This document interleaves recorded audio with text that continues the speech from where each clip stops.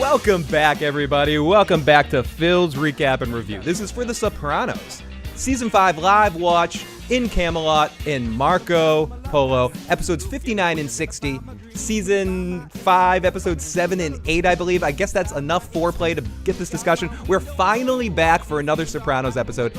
As I always say, it feels like it's been forever since we're here, but it's never long enough, I guess, to get... No, because we got Matt back. And anyone that is tuning in tonight, we really do appreciate it. This isn't necessarily our most popular show, so if you do pop in here, please make sure you hit that like button, hit the subscribe button if you haven't already, and jump in the live mother effing chat. And you can't rush that process. And this is also our first podcast back since my mixing board broke in the live chat. Super chatted to repair it, so thank you everybody in the live chat that helped. You're hearing my loud, annoying voice just because of you. Thank you. You guys are wonderful. So, but I'm not alone, of course, on these Soprano adventures. We might be visited by a few other random guests along the way tonight. But, of course, we have Matt. Hey, Matt, how's it going? Welcome back to this. Yeah, it is quite the episode to be coming back to. Seriously. And I ask the question so we'll focus on the first episode first. We're going to be watching 2 episodes tonight, as I said. This in Camelot and then Marco Polo. What I consider kind of a not the best episode and then a really good episode. I actually really like Marco Polo. And if you haven't checked out one of these, we're going to actually watch it live and talk about it as it happens. But this first episode, Matt. And hold on, there's also, this show is now older than the show. I believe our podcast is older than we've taken. Oh, it's way longer than the show was on. We've been doing this for like almost 10 years, Phil, I think. Exactly. No, definitely 10 years. It does. But we are nearing the end of season 5. Then we have one more season, but we're nearing the end of season 5. We have I think 5 more episodes in season 5 after this. So 2 more shows. We'll do a 2 and a 3. So and we'll try to get maybe one more done before the summer happens. But tonight we're going to be talking about this In Camelot episode. An interesting thing about In Camelot, the first of our 2 episodes, which originally aired on April 18th, 2004. I'm not sure if you even know this, Matt. The writer and the director of this episode wrote and directed another Sopranos episode. Do you know which episode it was? I do not. I want to do this in a trivia way, but I don't know how to ask you the trivia question. What is hilarious to me is it's considered one of the best Sopranos episodes. We'll play like a 20, like we'll eliminate things. I'll give you one clue. It's considered one of the greatest Sopranos episodes. I mean, the immediate reaction is like Pine Barrens. Yeah, and that's your answer. And that's your freaking answer, Matt. The creative team that wrote and directed Pine Barrens, Terry Winter and Steve Buscemi, directed and wrote this episode, In Camelot, which is universally, if not the worst, in the conversation that people say when they mention some of the worst episodes of The Sopranos. But the thing is, I don't even know if it's bad as much as it's just so awkward and uncomfortable that it is a little cringy. I do want to get a couple positive things out of the way. Yes. Well, much like Pine Barrens, I believe there's no AJ in this episode, so that's a positive I'm going to pull from this. Oh wow, there is no AJ in this episode. Maybe I believe there is no AJ in this. No, I don't think so. I think you're right. I do not think there is any AJ in this particular episode. Yeah, and there's someone else that there's not any of that is like fantastic that they're not in it. But I think that's all we get. There's no Jackie Jr. That's because he died 2 seasons ago. But we can't really. That's always a positive. But it's always a positive. Another thing that's good about this episode, though, Matt, and something I kind of like about it, I guess, is the other side story. And I think the thing that makes this not the worst episode is the side story. Is the JT Tolan played by Tim Daly, who people don't know Tim Daly. Wings, and he's also the thing I most know Tim Daly from, of course, Wings, but it's the voice of Superman on the Superman animated series from the 90s Superman animated series in the Justice League, or later seasons of Justice League. He's basically, to me, when I think of the voice of Superman, it's Tim Daly. And of all the, I don't know if you'd call it this, Matt. I guess I'm going to call it this stunt casting that they have on the show. And what I mean by stunt casting is obviously people that are fans of the show or David Chase is friends with or something that are bigger stars than the guys they usually cast. And Tim Daly's not a huge star, but he's big enough.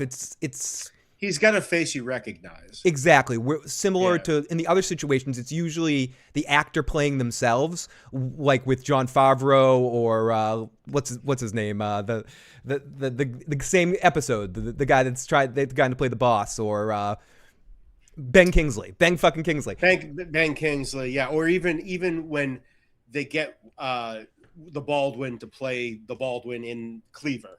Exactly. They usually have the people playing it. The other situation like this is Terminator 2 guy, or last season or 2 seasons ago with Danny Scatino. I guess this is more like a Danny Scatino situation. It's an obviously known actor that is. Well, was Joey Pants? Yeah, Joey Pants too. Joey Pants is a very unique one, Matt. You're right. Buscemi. And Buscemi, and that's the other one. And I think the best ones are probably. Obviously Joey Pants, but I really like JT and his appearances here, and when he gets bullied into writing the script later on, the Cleaver script. Yeah, I think it actually hilariously works. And we got James in the live chat. James, thank you so much. We know this will be slow to get anyone checking this out, so anyone that does pop in here, make sure you hit that like button and you share this out to anyone you can. Try to get some more people, or just share it on YouTube to help the algorithm know that we're live here. But yes, Robert Patrick, absolutely. We're not rushing this process. Robert Patrick was really good on this show. So most of the time when they do this, it's good. The casting that I don't like sometimes is when they have like David Lee Roth or Lawrence Taylor, Frank Sinatra Jr. Yeah, those kind of ones, the ones that are just like, okay, whatever. You know, they go see. He goes and says hi to Eric Mangini, when he was the coach of the Jets. Oh, it's Manginius. I gotta go say hi to Manginius. Yeah. If I was a carpenter and Haymaker was a douchebag. No, I'm kidding, Haymaker. Great to see you, my friend. Great to see you in the live chat. And great to have all of you guys in here to watch this episode. And as you know, or you don't know, what are you going to say, Matt? I was going to say, Haymaker. My wife laughs. That's one of her favorite lines of all time. Like, it's just him listening to, like, if I were a carpenter, but changing the line to, like, and you were a douchebag. It's like, she laughs at that every time she hears it. Matt, I don't know if it's this episode or the next episode or one of the other episodes in season 5, but because I've been prepping for this and watching these episodes a couple times, I never realized that there's one episode that ends with the real version of that song. Yes, you're right. There is. It's in like season 5 or season 6. Yeah, it's like it's in one of these episodes. It might not be tonight, but it might be next time that we do this. 100%. But it like occurred to me. I'm like wake, half asleep, half awake on the couch, and I'm listening as the episodes are, because Sopranos is background material. You go to sleep to it sometimes, and it's just, and I hear that, I sit up, and I was a douchebag. It's perfect. Oh my goodness. And I think that is. So let's get back to this episode here for a second. Yeah, can I get of course you can. Of right. course. No, Matt, you have to sit here and listen to me talk all night. Fuck off. So this I've just been thinking about for the last, like, as we've been setting this up, is the name In Camelot that they have here. And the more I'm thinking about the name, the more... So a couple things about the name. They call, for those of you who don't know, and this is probably common knowledge, but like, we're going to see those JFK references here. Yeah, there's a lot of JFK references here. And if you're not a history buff, that what they called the White House about the time JFK was in there, they called it Camelot, is like when him and his wife were in there, and it was like royalty or whatever. Essentially, it's a royalty reference. But I think a lot of the more I think about it, part of it, and it's really unsettling to watch it when I watched it again last night after I had watched it a couple months ago. The way Tony in his head had just like created her as being something greater than she was, and his whole interaction with her was just getting more and more and more disappointed with her. And then he makes up that ridiculous story at the end about what he's telling people at the bar, and it's more like it's about him creating some fanciful thing in his head. And I think the name In Camelot works with that. Do you know what's so amazing about that, Matt? Because it is, and another thing that makes this episode better than the usual, better than the worst, because this makes it makes another episode even stronger, or it makes the parallel to another episode even more clear. As much as Tony earlier on is not making fun, looking down on Junior a little bit because of his, or no, he tries to help him in that situation, but almost has like sympathy for him with the JFK thing with his doctor. How like all those little guys love JFK and stuff. Like it almost connects to that, into that generation being obsessed with that and all that, and Tony's perspective of looking at that generation. It connects to the overall story of Tony's romanticism of the past mafia stuff just isn't fucking true. Right. It's also, I think one of the reasons they all probably loved him too is because he was like the first Catholic, and like it's such an Italian thing to be Catholic. He was the first Catholic president. It's so weird because Bobby was so anti that, but Bob, whatever. It's and they talk about that in The Sopranos actually. And yes, John Hurd, who we lovingly refer to as Kevin McAllister's dad, was awesome in the first season as the corrupt cop as well. He was another kind of role like that. I mean, we can't keep going down this road, but even like Vinny from what's it called was one of them. Oh, Vinny from Doogie Howser MD. Yeah, and also the guy from Rock that plays the cop that gets fired. But I'm sorry, I have to refer to him by his given name, Benny Fazio, Criminal Mastermind. Yes, that's the official name. It's his official name. I'm sorry for not referring to him. And we've got a few more people that popped in here. Thank you so much for joining us tonight on this Sopranos silliness. What we're going to be doing is we're going to be watching these 2 episodes live and talking about everything that we see, and obviously going on some rants. We may be joined by a few guests later as the evening goes on. We'll see how things go. And in a good Junior episode, you really feel bad for him. I would agree. I think almost any good Junior episode has an element of feeling bad for Junior. I actually think that's an excellent point. Most Junior episodes, if they're doing what they should do, like you end up feeling bad for Junior in some way, shape, or form. Well, you feel a little bad for him, but he turns out he's really creepy too. Yeah. So it's absolutely. He's creepy towards everyone. If anything connects to that thing that we won't talk about, the movie that shall not be mentioned, it's Junior's creepiness is evident in that movie very much. Oh yeah. Also, as Phil didn't mention technically, but like if you haven't seen the show at this point, there are spoilers like throughout. If you haven't seen The Sopranos, we can't do anything about that now. Yeah, I'm sorry about that. I'm absolutely sorry about it. I don't know why the chat isn't showing on the screen right now. I see it. It's there. You guys are talking, but I can't see it on the screen at the moment, and I apologize. I see. The last thing I got is Omar from The Wire was in the show too. Is that the most recent? Yeah, he definitely is. He's in the episode. He's the guy that sees Jackie Jr. right before he dies. See, that's your problem. You're moving your pieces all over like a fucking shithead. Yeah. He's trying to teach him the game right there, and Jackie just doesn't know the game. And I'm actually he should have taught him Scrabble first because he couldn't handle that either. Poo. Was it poo or ass? Poo and ass. And he puts ass and he goes like, as in, how about I get some? Like, go Jackie, Jr. Can't blame a guy for trying in that situation. But yeah, Omar was there. The guy Rock was there. Kevin McAllister's dad. So yeah, we can't go down this road because there are a lot of people that pop up. But I do think JT is one of my favorite ones because he doesn't overstay his welcome. And every time he pops up, it makes sense. And spoiler alert for all Sopranos, ultimately the way his story ends is fucking hilarious. And it's so Christopher being Christopher. It's everything about this Christopher story is almost watching him passive aggressively attack his sponsor and fuck with him. Like Christopher is so fucked up. You're the man, Mark A. Houston. Great to have you in the chat, my friend.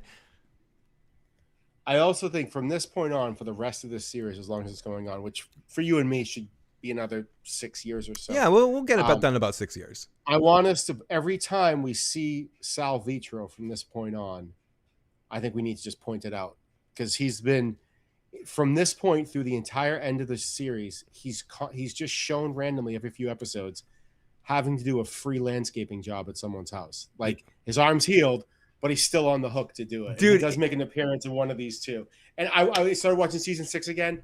he's just peppered throughout season 6. It's one of the greatest parts of the show is they kept him in. He's one of the best elements of continuity in all of Sopranos.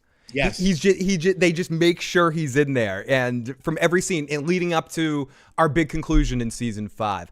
And I just handed out a few memberships. Mark A. Houston became a member. We got Steve, we got Benjamin, we got Princess, we got Allie, Kat, Pat, and thank you so much for all of you guys popping in here and becoming channel members. I appreciate that. James says the Many Saints should have been a mini. Oh, and the chat just showed up. The Many Saints should have been a mini series, not a movie. You can't cram all of that into a 2-hour movie. I agree. I think there was parts of that could have theoretically been made into something decent. It's just, it didn't seem like that was that. It's almost like they just crammed the Sopranos thing into a story, different kind of story that they wanted to tell. And it's also terrible because the casting for the Sopranos was like some of the best casting that's been done in the history of television. And then the casting for that show, horseshit. The movie was terrible. Yeah, it was. How is that your Syl? Like, it's insane. Yeah.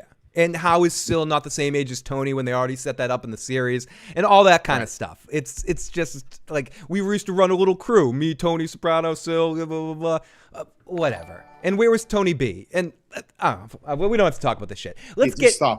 Speaking of where Tony B was off directing this episode that we're going to talk about, the first episode. And then he's big in the second episode, so this is great. And he is, so it's a big Tony B night. And I know Matt always has his Tony B issue, so we'll be able to unpack that a little bit here. But don't you think that's interesting from a weird standpoint that as much as I don't, like, again, I don't hate this episode. I don't think it's the worst Sopranos episode.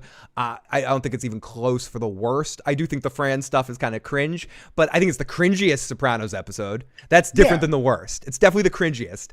But it's amazing to me that it's the same creative team, like perfect one-for-one creative team, writer, director, that did Pine Barrens. They did one other episode together, and it was Pine Barrens. That just seems like the weird trivia question, like what other episode of The Sopranos did the creative team do of Pine Barrens? I could give someone 100 guesses, and they're not gonna. And it's not, right.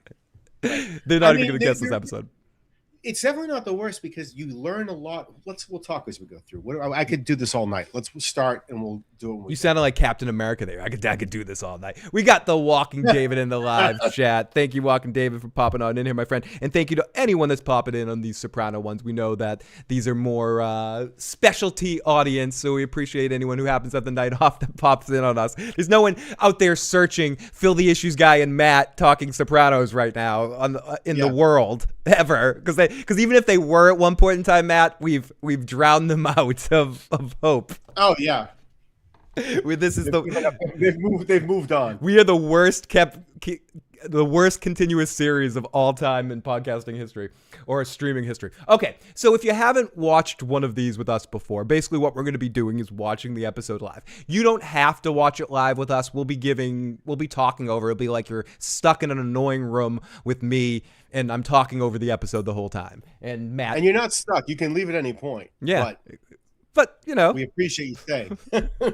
I like that Miracle on 34th Street Santa Claus stuff, Matt. If you don't want to be here, you can just leave. Yeah.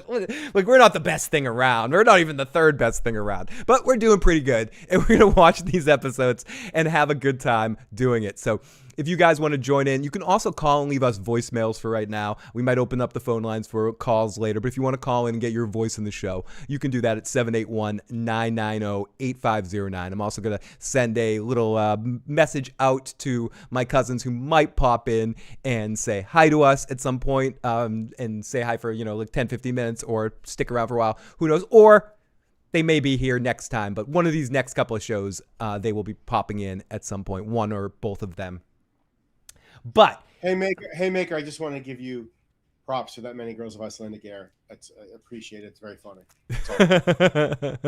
That's Haymaker, as always, is dropping hilarity. Okay, so he's throwing haymakers out there. Okay. If I was near my soundboard, I would give you a dedunch. So what we're gonna do is we're gonna do a 3, 2, 1, go, and I'm gonna push play on this damn thing, and we're gonna start this episode. As I said, you can watch along with us, but Matt and I will give you referential situations, and you might, and yeah. If you listen to Phil, if you listen, you may be able to hear it as well. Hopefully not too much, just because you never can tell with this YouTube stuff. This shows how long we've done this, Matt. When I was showing that technical difficulties thing on the screen that has a picture of Christopher on it, and there's a hole in the top of the screen, right in the place where when we first started doing this, we do it in a room that had a mirror in the background. And the mirror would just happen to reflect the episode we were talking about. And we got away with that for a long ass time. Long time. And that's where we banged out most of our episodes because we lived in the same like local area, so you could come over for them and that kind of stuff. But that we got away with that for a while when we do live watches of live musicals or award shows or random TV shows. Joe and I would do that, and we just have the mirror set in the middle. And I have to give someone else credit. Like someone in the chat was like, "Hey, you could just put a mirror there. You know, you can't control that." But they got smart to that. Damn assholes. Okay, so here we go. We're gonna start this episode. We'll do the 3, 2, 1 and push play. Are you ready? After 1, 3, 2, 1, go. 3, 2, 1, go. Yeah, we'll do it on the go. Are you ready, Matt? I was born ready. Oh, I like that. I like that answer, Matt. I like it. Okay, here we go. In Camelot, it's about to get really, really cringy in here. Where Matt and I will both be singing "Happy Birthday, Mr. President" at some point later in the evening. Get ready for it. Be prepared. Here we go. 3, 2, 1, go!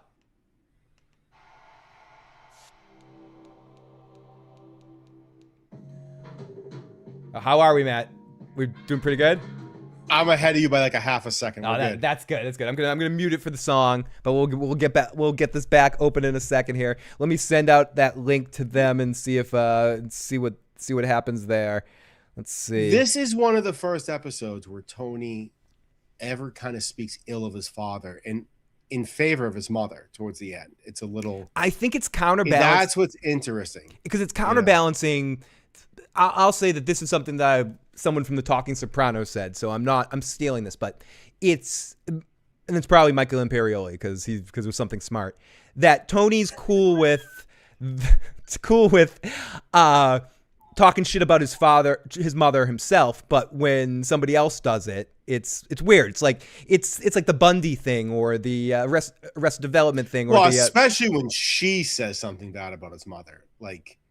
It's a challenge, but it's the Malcolm in the Middle thing. It's like we can fuck with each other all we want, but we're against you. That's the thing that people always loved about the Bundys, and you like about like all those folks, those kind of crazy families. It's when they, they can fuck with each other, but when there's an outside force trying to fuck with them, it's no mercy. All right, here we go. Gump of Gods, directed by Steve frickin' Buscemi, who's directed more episodes, but I just think this is the only one that Terry writes as well. Okay, so this starts out at Janice's house, Bobby's house. Oh no, there's your boy. What was that, AJ? AJ was in the background there, yeah. Oh, yeah, but we don't ever hear from him. No, I don't think so. I think he's gone. He's gone in the next like 2 seconds. So what fight are they talking about? Are they talking about the fight when? No. They're talking about their. Go ahead. No, are they talking about their argument when Tony got yelled at her about anger management stuff? Yes. Okay.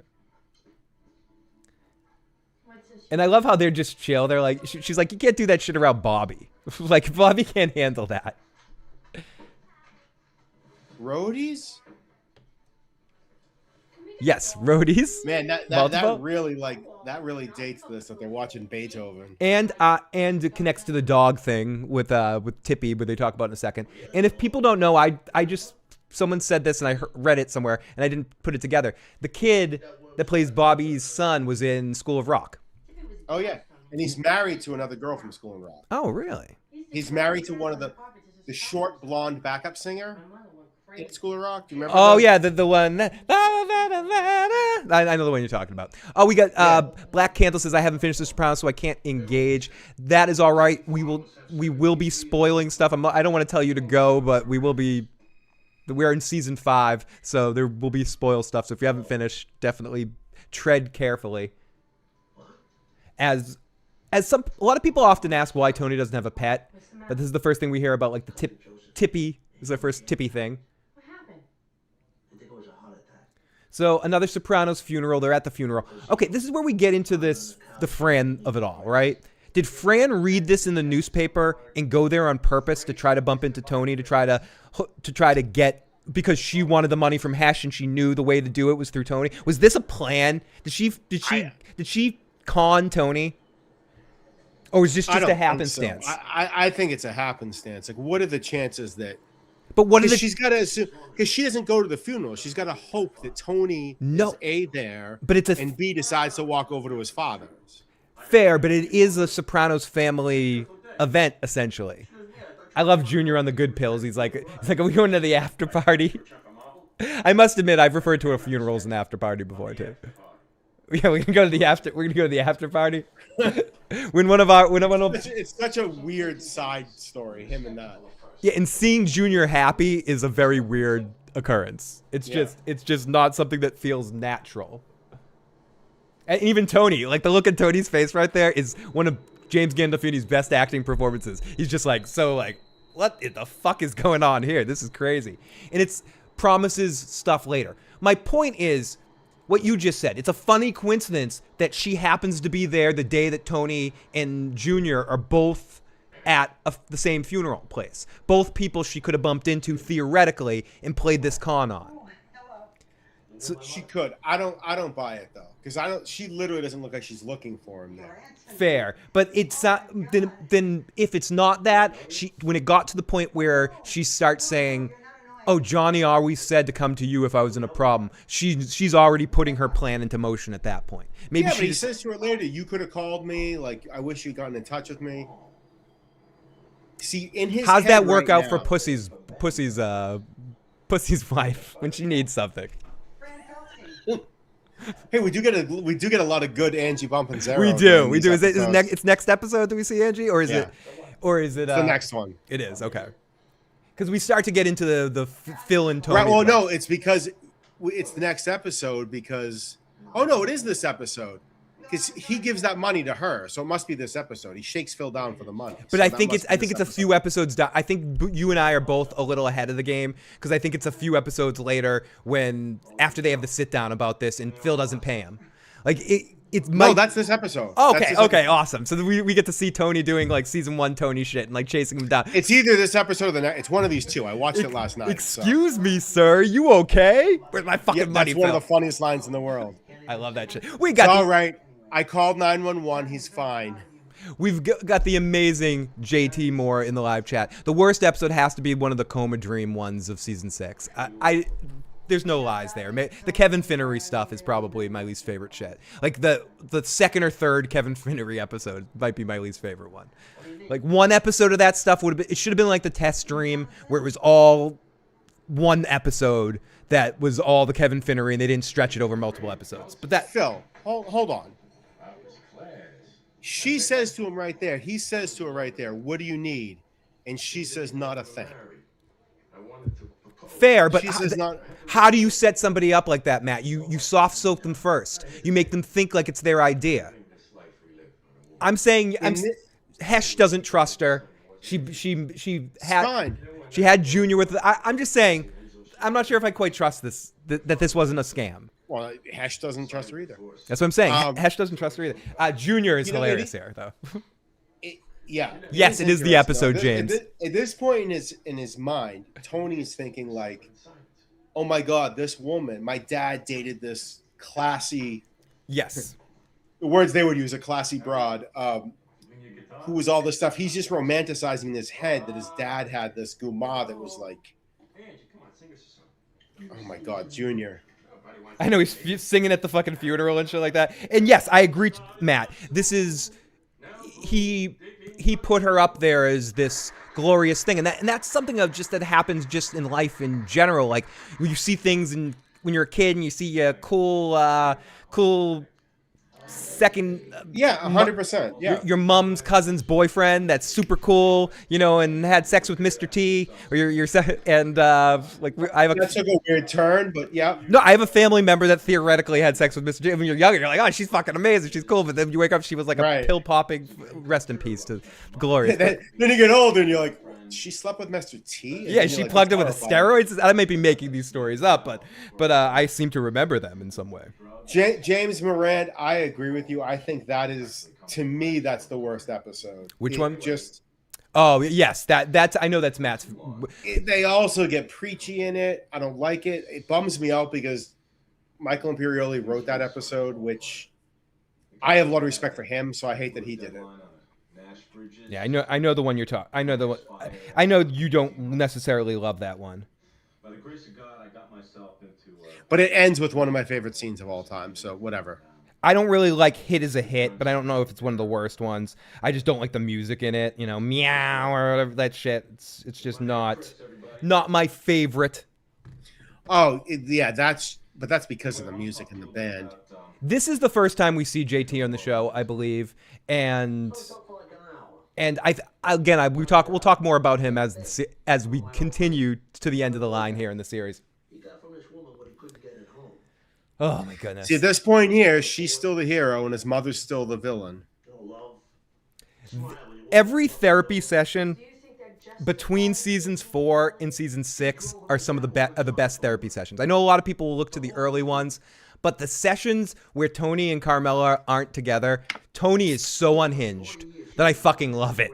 And he's constantly like throwing himself at Melfi and failing over and over and over again, like making comments.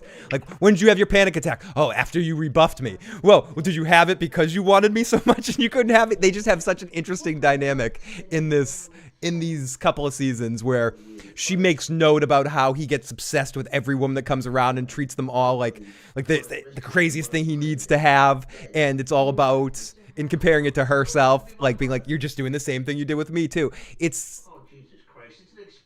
And everything, it's like they've reached the point of she's almost reached that point where she's peeing in the wind with therapy with him. And everything that ends up figuring out, like Elliot, the smug cocksucker, tells her in the final season is starting to come up in season 5. Even right there, he says to her, he goes, don't cream yourself. I don't want to fuck my mother. It's like, all right. Thanks, Tony. Thanks, you fucking sick fuck. These two are one of the weirdest relationships in all of The Sopranos. I'm not sure how to assess does Christopher really like this guy? Or is he, again, running a scam on him? Is he playing the Scorpion and the Toad thing where, well, Davey, it's just my way, Scorpion and the Toad? Is he doing that sort of thing, like trying to make money off him? Does he like this person? Does he respect him? Does he know? I think he likes it. I think Christopher literally compartmentalizes, like, this is the business side of this. I can't change that. But, like, I didn't even like it. I went to a meeting the next day. You don't think Christopher connects that gambling is the worst fucking addiction, and this dude is eating this gambling stuff up like a drug right now? You don't think his mind has put that together? I guess Christopher's not that bright. Like as much as we want to believe, because Michael Imperioli is, Christopher is not bright. He's one. And what's funny? I just want to point this out before they leave. Right there is like the God. I want to say this without trying. I'm trying not to be offensive with this, but like. People that are in addiction for drugs or alcohol, right there though, they're smoking cigarettes, they have coffee, and they're gambling. Those are the three kind of non-narcotic things that like people that have addictive personalities are like doing. They're smoking cigarettes and got the scratch tickets or playing Keno, and they got caffeine and they're like going to gamble. And myself, I have gambling. You and I both have vices. Oh yeah, exactly. We're not throwing stones. I'm saying this as a gambler myself, that I know it's the worst fucking addiction, dude. I just know that I just know a lot of recovered drug addicts, alcoholics, they still will gamble or have their other vices. Right, and they're like, I'm fine. All I do is gamble. I'm not addicted to anything. Yeah. James, which is fine if they're good with it. So. Sure. But to me, gambling is the most dangerous because it's more than anything, it just zaps your money right out of your bank. James says season 5 had the best therapy scenes. She really called him out on his bullshit. I agree. Okay, so right here, I don't think it's arguable that she is already playing a game with him, and I love this. I love the Tippy thing. I love the fact that Johnny gave Tippy to her family. And yeah, The dog. and he's still though. You know what? No, I love this episode because at this point here, it's still his mother's fault. It's still his mother's fault that the dog got given away, not his dad's. And it just turns from like his mother being the evil one to his father at the end of this. Yes. 100%. It is. He starts to realize it, and he starts to realize that his father was like with the whole thing with the smoking in the car and stuff like that too, and all that shit. Right here, his mother's still the evil one for making him give it away. He had it for almost 10 years. Till he moved to Tel Aviv. And she's awesome in this episode. As much as she's cringy, she delivers such a believable performance as this character. This is a very believable everything character. she said she did, you 100% believe that woman could have done it. Yep, 100%. And she has that natural style. Same thing Tony did with Davey. Christopher liked him, but he saw the weakness in gambling. So yeah, thank you, James. So it was sort of like his scorpion toad thing with Tony with Davey. Like he saw this here, he saw an opportunity. He said, "Oh, okay, if this guy's gonna be sipping on this dragon, I'll be the one to make money off of him." But then, like Matt was saying, he expected JT to sort of separate business from personal, and like later on when he's like looking at him like, "How are you still my friend and you're beating the shit out of me?" Christopher's like, "Beating the shit out of you is my job. The gambling part's the job. Like I'm just collecting. This is on you. This is on you I'm not gonna enable your activity. You're gonna owe me points, you fucking idiot." Like, I love that. This is a again. I'm just gonna call you Tony again, Matt. This is maybe a better episode than a lot of people realize because this is an exceptionally good Christopher episode. It's a really, really good Christopher episode. He's extremely interesting, and to that point, Steve Buscemi does another great job with Christopher, as he did in Pine Barrens, because Pine Barrens is as much as it's Paulie. Oh, Paulie isn't in this episode. I just realized that's another character that isn't in this episode. Is this the time period where Paulie's out of prison at this point? That's season 4. He is, but like he's not in this or the next episode. He's not at the party? Jesus Christ, I wish you'd call. No. Sensory money occasionally. Is he might be dealing with the prostate at this point, and then he comes, no, because that's in season 6. Seriously. Yeah, we're out. See, everyone, this is the problem when Phil and I only do this once a year. We forget what we talked because we watch Sopranos in the downtime anyways. Like, yeah. It's not like I haven't watched Sopranos in the last year. But it's so interesting, especially in this episode, Matt, that Paulie wouldn't be in it because this is somebody that would know Paulie. Or, like, because Paulie worked for Johnny and had she probably, or he would have an interesting take on her. Oh, I remember her, Bada Bing Johnson, over there down the street. Especially if, like, Phil Leotardo knows. He's not in that last scene. Paulie's not in that last scene at the Bing. He might be. He might be. This is Christopher's best season, Steve James. Buscemi's in it. He is. Oh, I remember her. Like, he does that thing. Like, oh, I remember her. That's his line in the episode. Yeah. And I agree, James. This is Christopher's best season. Because season 2 as well is really good for Christopher. But this is, and I think in some ways this is why I like season 5 so much, because it's a really good Christopher season. And I personally actually really like the character of Tony B. The only thing I don't like about Tony B, as I said before, I don't like the poochiness of him. The fact it's like, oh, here's Tony B. He's always been around. Don't worry. Yeah. Like, that part's a little, whoa, why does it say exit? No.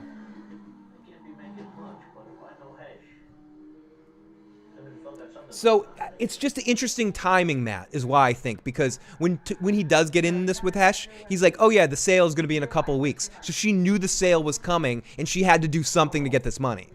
Either that, or it's really poor writing that it just all coincidentally happened. Right. So I think Possible. this show, especially if Terry Winter wrote this, who isn't a poor writer, he's someone that usually really sort of, holds things accountable. I think it's intentional to show that this was somewhat of a plan that she had. I don't think she specifically said, I'm going to bump into Tony.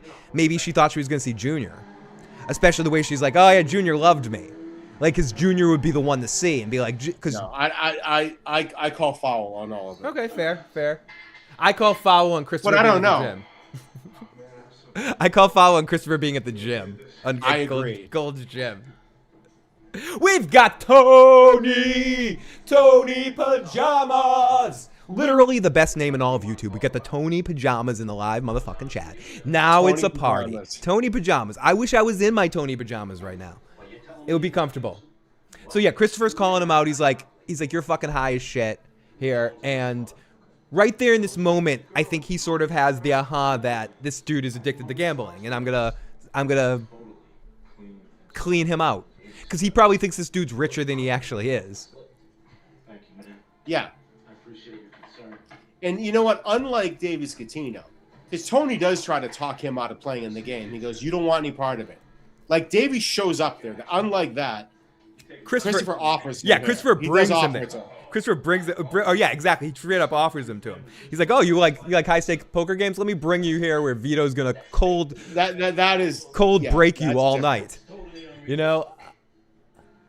And this show has a lot of anti-television stuff because David Chase is such a movie fan that I love at the end of this episode when he's trying to sell the Emmy and they're like, I'll give you $50 for it or something like that. He's like, it's an Emmy. It's like, maybe if it was an Oscar, that'd be okay, but it's an Emmy, you know? It's totally like a ragged on television situation.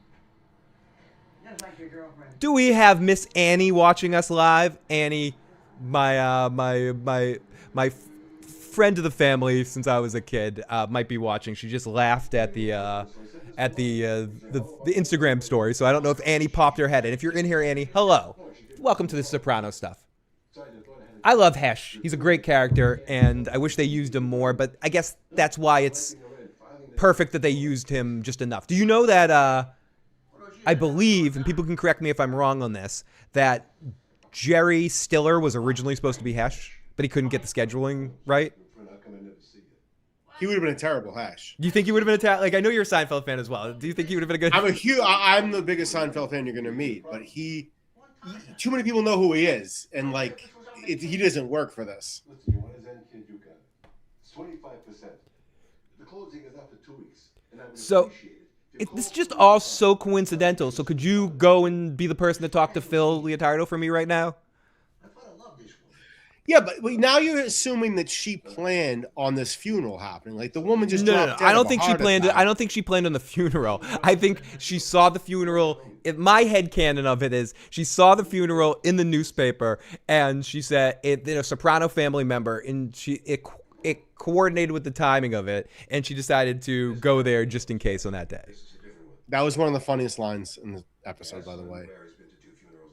She's a little pale for my taste coming out of Yeah, yeah. How long you know me? How long you know me, Schmickle? A little pale for my taste. Mel Voyne is worth every goddamn penny. He is the lawyer we all want. Him. I mean, the Ghostbusters mayor is pretty good too, but for my money, Mel Voyne's the guy I'd pick. Haymaker is challenging you here and said he would make a great Serenity Now, Tony. Serenity Now. Well, here's the problem. Everyone knows who he is. Like, Fair. No one knows who Hash is. Like, I when think this came out, Seinfeld was the biggest show on television still. yeah, it would have been It just ended. It would have been an interesting time for Jerry Stiller to play this part. Instead, he went on to King of Queens, right? Instead of doing this. It's like, what are they gonna have? Friggin' Newman play Bobby Bacala? Like, it's just you can't do that. But Newman is in like Jurassic Park or JFK, I believe, too. And you're not like, hey, it's Newman. You know, he pulls it off. So, I mean, maybe Jerry Stiller could have done something. But in fairness, anytime I see Jason Alexander anywhere, he's always George. So, Yeah. and for those not necessarily Seinfeld fans, but for Curb fans, Larry David is going to be returning soon with a new sketch comedy show. I'm very curious to see what Larry will be doing. Oh, that's right. He leads him in with like the sports gambling first. Right, he gives him his winnings because the Yankees won. He pays him, and he goes, and then JT says, "Oh, I went down to Foxwoods." They don't say it; they don't call it by name. I went down to the Indian Casino in Connecticut to play poker, or maybe it was Mohegan. But actually, in this time period, this is how I know I'm a fucking gambling scumbag, Matt. I know at the time that The Sopranos existed, Mohegan Sun didn't have a poker room. They added the poker room later. That's fair.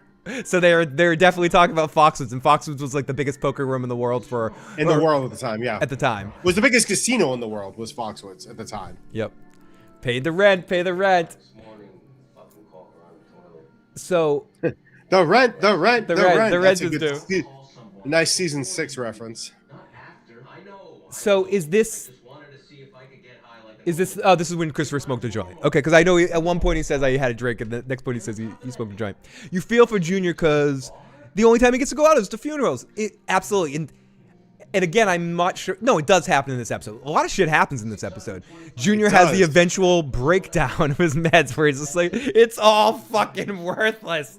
Junior, this is a great Junior episode too, Matt. Yeah, but it's also, you really start telling, like, this is one of the first ones where you're like, he's lost his fucking mind. And I love, yeah, absolutely, Matt. And I just wanted to talk about this scene before we get past it. I love what is evident in this scene, that John is on Tony's side, because as much as Hesh hid this from Tony and just was going to hide that 150 grand, Phil obviously hid it from John too. So neither one of the bosses got their taste of this. So both the bosses are pissed off. That's why both John and Tony are on the same side, and Tony can get away with treating Phil this way without any repercussions because Phil took money away from John. So Phil can't even bring this up the ladder to say to John, Tony's doing XYZ, because this is a specific thing that he fucked. And this is also the start of this Matt. Yeah. Jersey. The first time we hear that. The first time in any of the Sopranos we hear that New York perspective that Jersey's a glorified crew. I think that's the first time we hear the hint of the glorified crew thing. And no one has that opinion more than Phil. He does, more than Phil. Yeah. More than Phil and Phil's crew. We don't know Phil's crew yet. We meet them all later. But Phil, Fat Dom, Butchie, all those dudes, they all have the least respect for the Jersey thing. John and some of the other, and Carmine's people seem to have more general respect, but Phil's whole group, the one that went to prison, like the Sopranos are a fucking joke. Like Johnny Soprano Jr., they're fucking piss ants. Well, even there, they say that the reason Phil has part of that racetrack is because it was Johnny Soprano's gambling debt to him. Yes. Poker debt. So it's like already he's like, this guy's like a bum. He owed me money. And you got to feel that in the landscape of the mafia thing around all of them, the Sopranos ended up getting more respect in the community when Jackie was boss. After Johnny was gone, or when Old Man Eckerly or whatever, and not Eckerly, was that his name? Like the old man and leading into Jackie is when the Sopranos seem to build a lot of their cred. No, Hercules is his... the brother, the brother, yeah. But Old Man DeMeo. Thank you, Matt. Old Man DeMeo. I've had a couple. When he seemed to have got the respect for the family, because when Johnny and Junior ran things, there was obviously a reason when Johnny died, they skipped over Junior, because Johnny and Junior were probably running it more as like a glorified crew, a party, whatever's going on, like not serious. And then Old Man, this is again headcanon, Old Man DeMeo made them a lot more respectable and in their relationship with New York and stuff. Well, even Christopher says at one point, I forget who he's referring to. And Jackie continued that. He says, like, yeah, he was a knockaround guy like Tony's dad. So Tony's dad was probably more like a Paulie almost. Yeah, more like Paulie that got a lot of extra power because he was really good at his job. Like, more like Paulie, more like a little Ralphie, maybe even too. Like, had a little bit of that sort of like craziness to him and stuff. Didn't have like a Johnny. A Johnny Sack to him. Johnny Sack seems the most like calculating and, I always felt like Junior was probably the calculating one of the two. Or Livia. Yeah. Like Junior and Livia were the calculating ones, and Johnny was more like brute, goofy muscle in some way. At least that's how I always interpreted it. Like he was more like, again, Paulie's a good example, except maybe he's had a little bit more personal skills. So yeah, we're missing the whole JFK talk, but we talked a little bit about that earlier.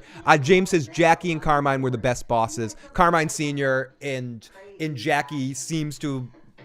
I wish we saw a little bit more of the Jackie boss, but in the episode we did see the flashback and stuff. Jackie seemed to have a good handle on his capos and a good way of sort of dealing with the process. He was at least boss enough long enough for people to have negative feelings about him and sort of, but no, they seem to always universally agree that Jackie was a good boss and ran things well. That's the first time she says something to him that pisses him off, really. Which what was that the thing about your mother or I saw her a picture of her on New Year's. She was dressed like a refugee, and he goes, "I'm going to skip the coffee and leave." right? Okay, because I know she says the handsome woman comment earlier, and he kind of skips it. He yada yas it. He tries to ignore it. Yeah. And right here, he says that about her too. And yes, I agree. That's the point where he's like, something's off here.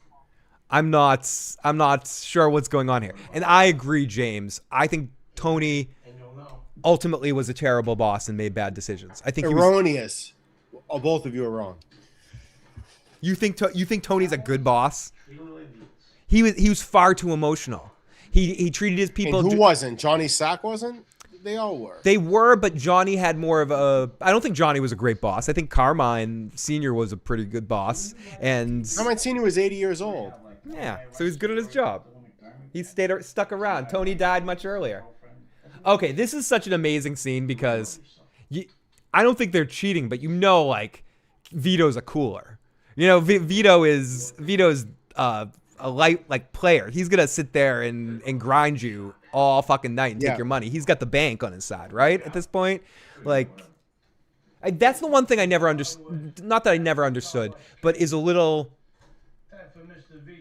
I'm not quite. I get 100% Matt when it comes from poker standpoint, right? When they're having the game, I get the executive game stuff. I get the Valentina. I love Valentina. Tell Valentina you love her. But if they have the actual players, like when Silvio's sitting in that game, or in that situation, Vito's sitting in that game, do they get their money that they lose back in a kickback, or are they actually for real in the game? I don't think they're catching cards. I'm just asking, are they in there to actually increase gambling? Like they're calling pots to increase the pots to get more rates? Yeah, my assumption is when they're playing because they like to gamble. It's the same as if they play at their own casino or something. But we're also we're putting this 25 years ago where there's not nearly the number of casinos as there are now. Fair. And so they're probably, so are they paying the house, or are they getting some of that kickback of there? Like, are they getting their own money back? Is Vito getting any of his money that he's losing on the rakes? Probably not. Or is he Vito was winning. But we see what's his name lose. We see Sil lose when he flips out and yeah. I like this. So it smells like your sister's crotch. So when they say Tony B runs the casino, like he gives Tony B this casino eventually. So Tony B makes all the rake and then he pays out to Tony. So I guess that's the thing. So then they don't make money. Like the capos don't necessarily get that money back. Maybe in a little bit of their payment in their envelope every month. But for the poker game, probably not. Right? The poker game is just Tony B's and the bosses. Right? My guess would be, and it was Hesh's at one point. And it was. I mean, they get a vig on any money they lend out. They have to borrow against the house, and they take a rake out of it because they hire a dealer. Because let's get back to this. That guy's not playing. That guy's dealing. No, and they're paying him, and they talk about that too. Like Sunshine, who gets shot earlier. Right at this point, this guy's 45. Was he 45 boxes of ZD in here? Like 57 grand in one night. So he sat there all night getting money from the house. So did they give him a marker on that? I think he was there like 2 days, dude. When Christopher shows up. Dude, Matt and I are both poker players. Like, we're not, so that's why I'm so laser focused on this poker situation, because I'm just like, what's going on here? So Vito's sitting there for 2 days milking him, and because he's like, oh, I'm just fucking making money, but risking Day it and a half, yeah. The executive games was a real moneymaker. So, but who is it a real? So it was a real moneymaker for the boss and whoever runs the casino, not all the captains. All the captains don't necessarily get a cut.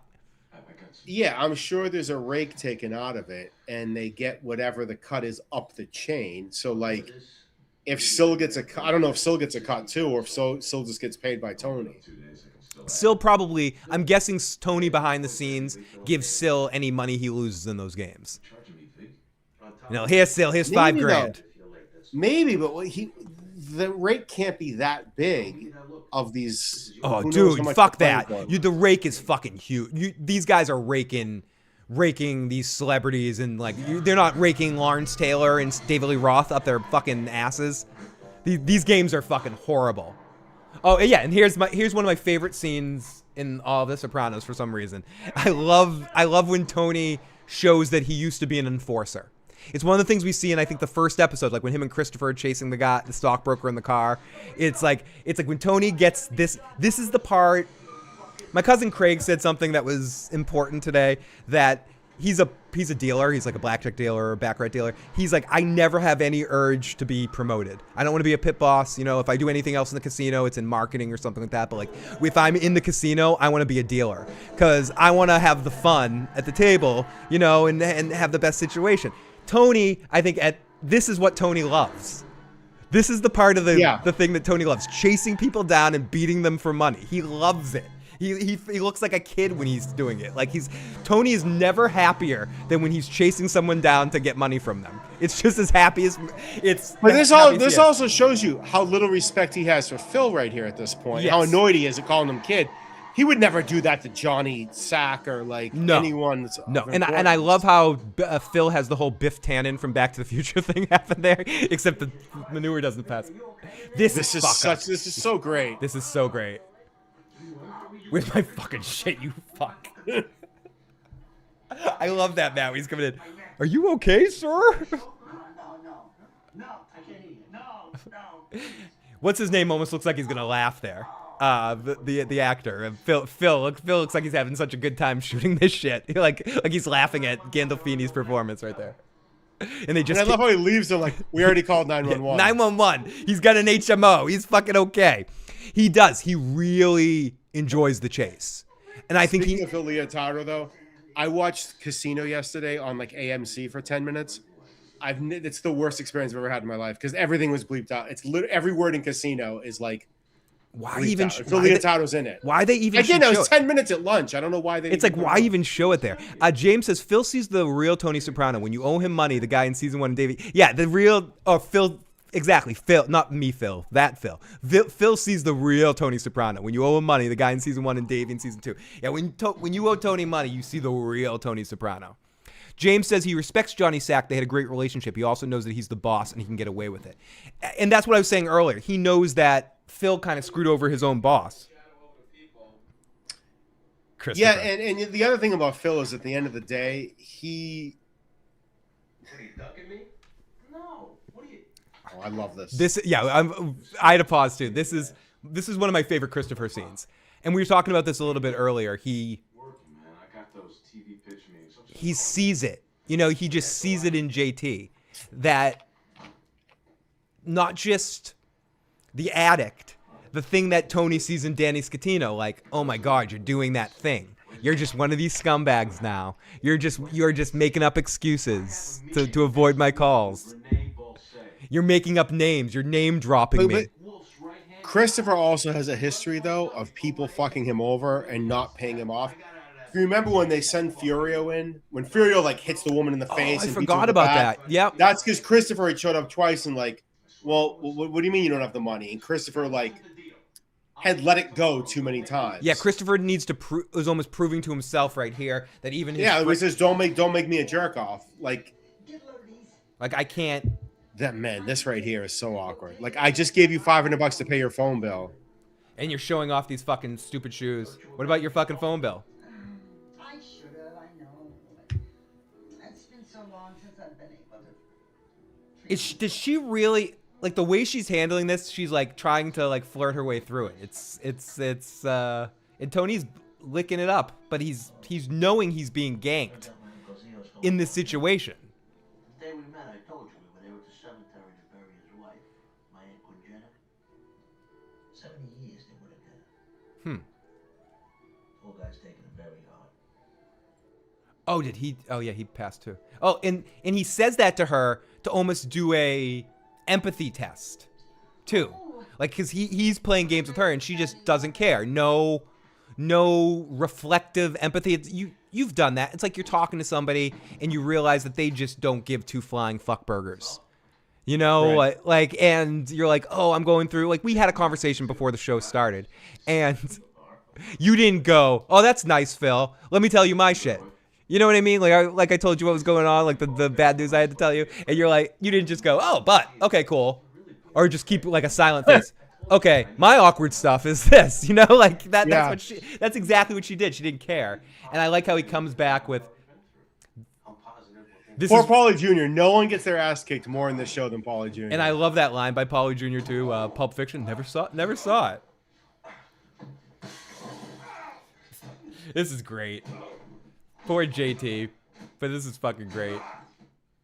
And 66 years after taking those same Tony is seeing exactly who she actually is. When you owe mobsters money, you see their real personality. the 2 weeks that followed, Nicole Wow, this guy died 2 weeks later. And there's Carmela. There's AJ. I guess. Yeah, and We see. we didn't see the part in the middle. We kind of talked over the middle when he goes to the other funeral for the 7-year-old kid, and he's like smiling and talking and like saying how good the food is, and they're like in absolute mourning over losing like a young kid.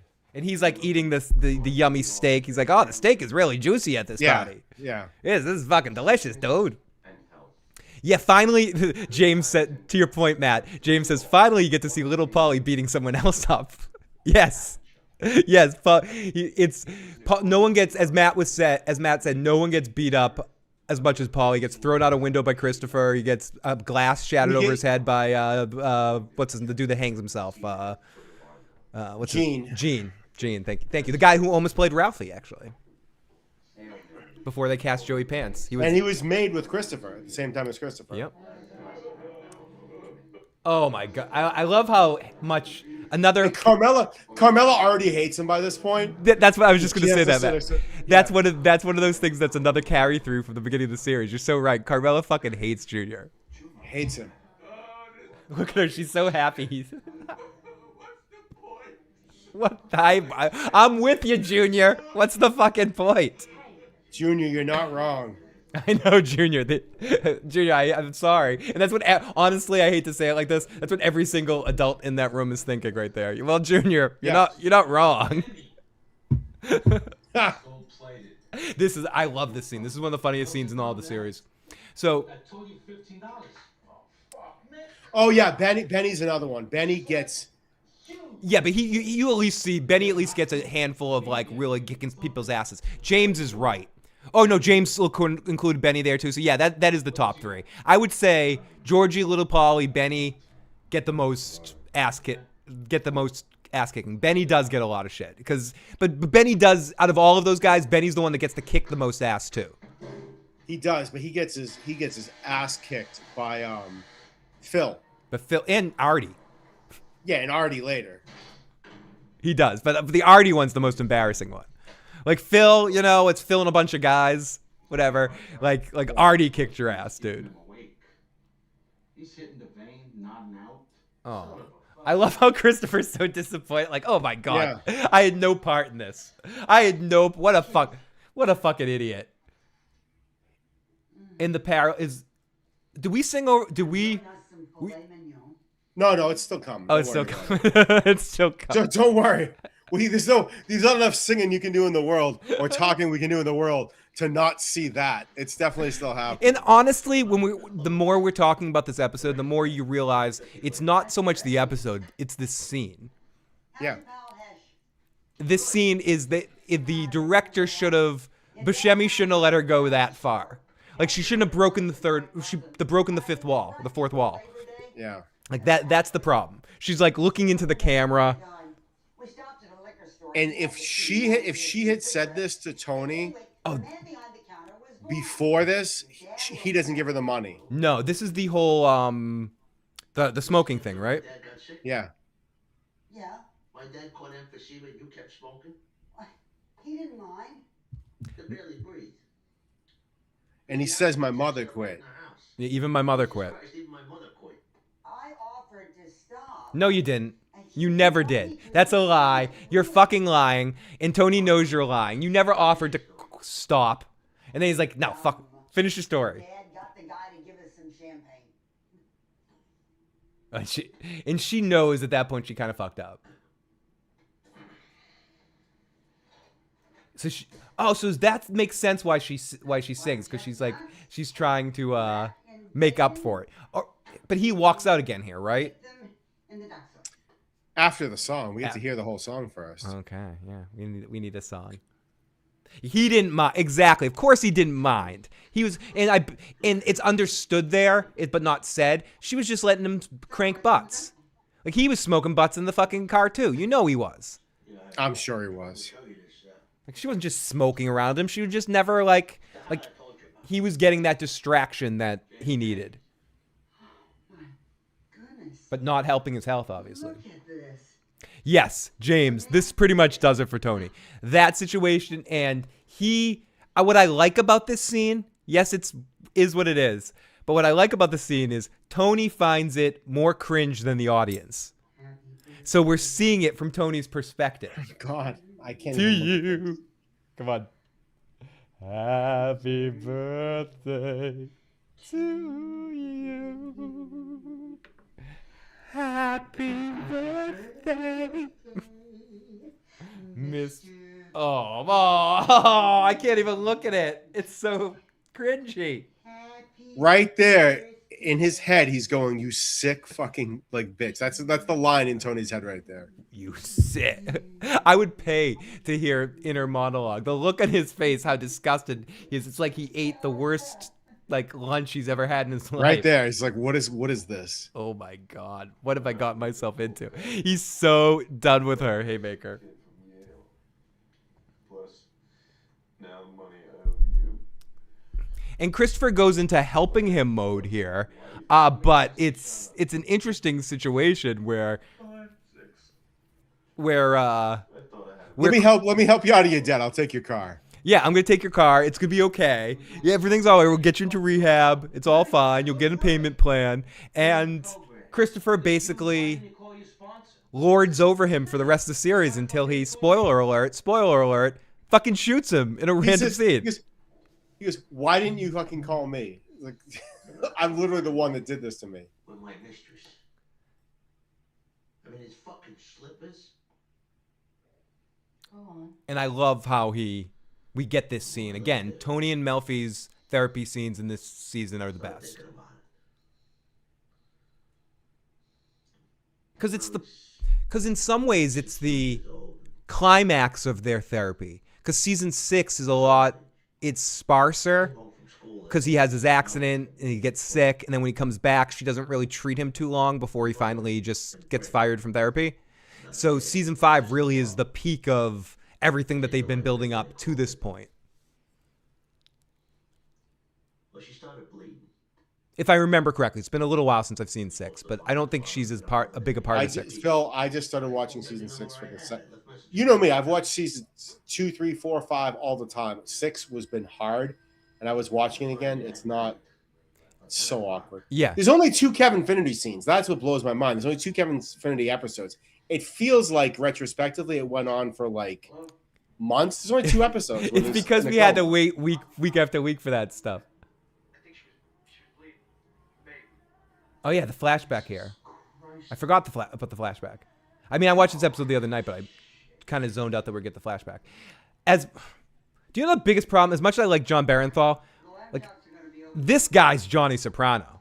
Like they can't cast this guy in a movie about Johnny Soprano. Isn't he still alive? Why would you go casting John Barenthal? Like, I love Shane from The Walking Dead, but he's not fucking Johnny Soprano. That dude's fucking Johnny Soprano. That guy's Johnny Soprano.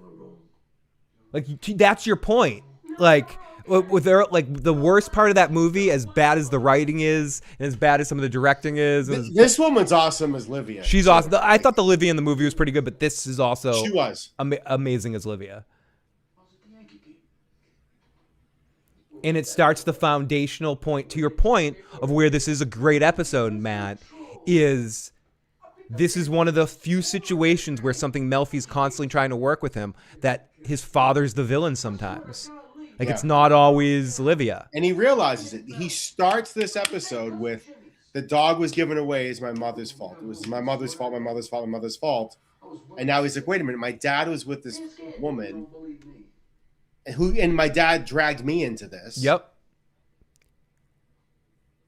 And made me lie to my mother when she was almost And died. some of this makes more sense why Livia, being a borderline personality and someone I can relate to, doesn't trust Tony ever. She could have fucking died. Because at these foundational points where Olivia really needed her son to kind of choose her side, she felt like she had nobody. I'm not defending Olivia. We know you love Olivia. I love Olivia. Tone it down a little bit. I can relate to her. She's not the victim, okay? Not in this situation. Was there any blame on his I wish the Lord would take me now. Thank you, Haymaker. the lies, the betrayals with other women? I wish the Lord would take me now. Sorry, I'm trying to find a new sound effect. I can't find one yet. I love this. Very important. I love Mother had her fault. I love when Melfi is like, Tony's not that smart. I have to make this more obvious. Have an auto da fe? Burn her at the stake?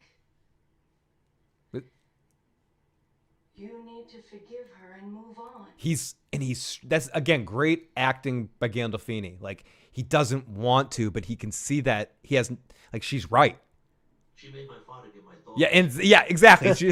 She made my. No, I'm gonna turn this around. Fuck that. Bullshit anymore. Fuck this. I can't deal with their bullshit. Fuck that.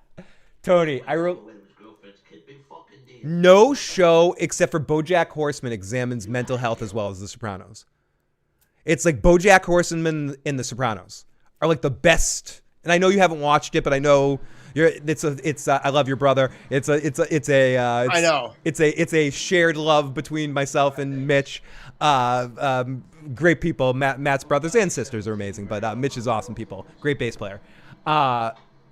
Good singer too. But He's great right here, by the way, JT. JT is This awesome. is like he plays just like completely ruined better than anyone. Yep, and 100%, James. That's why that movie didn't work.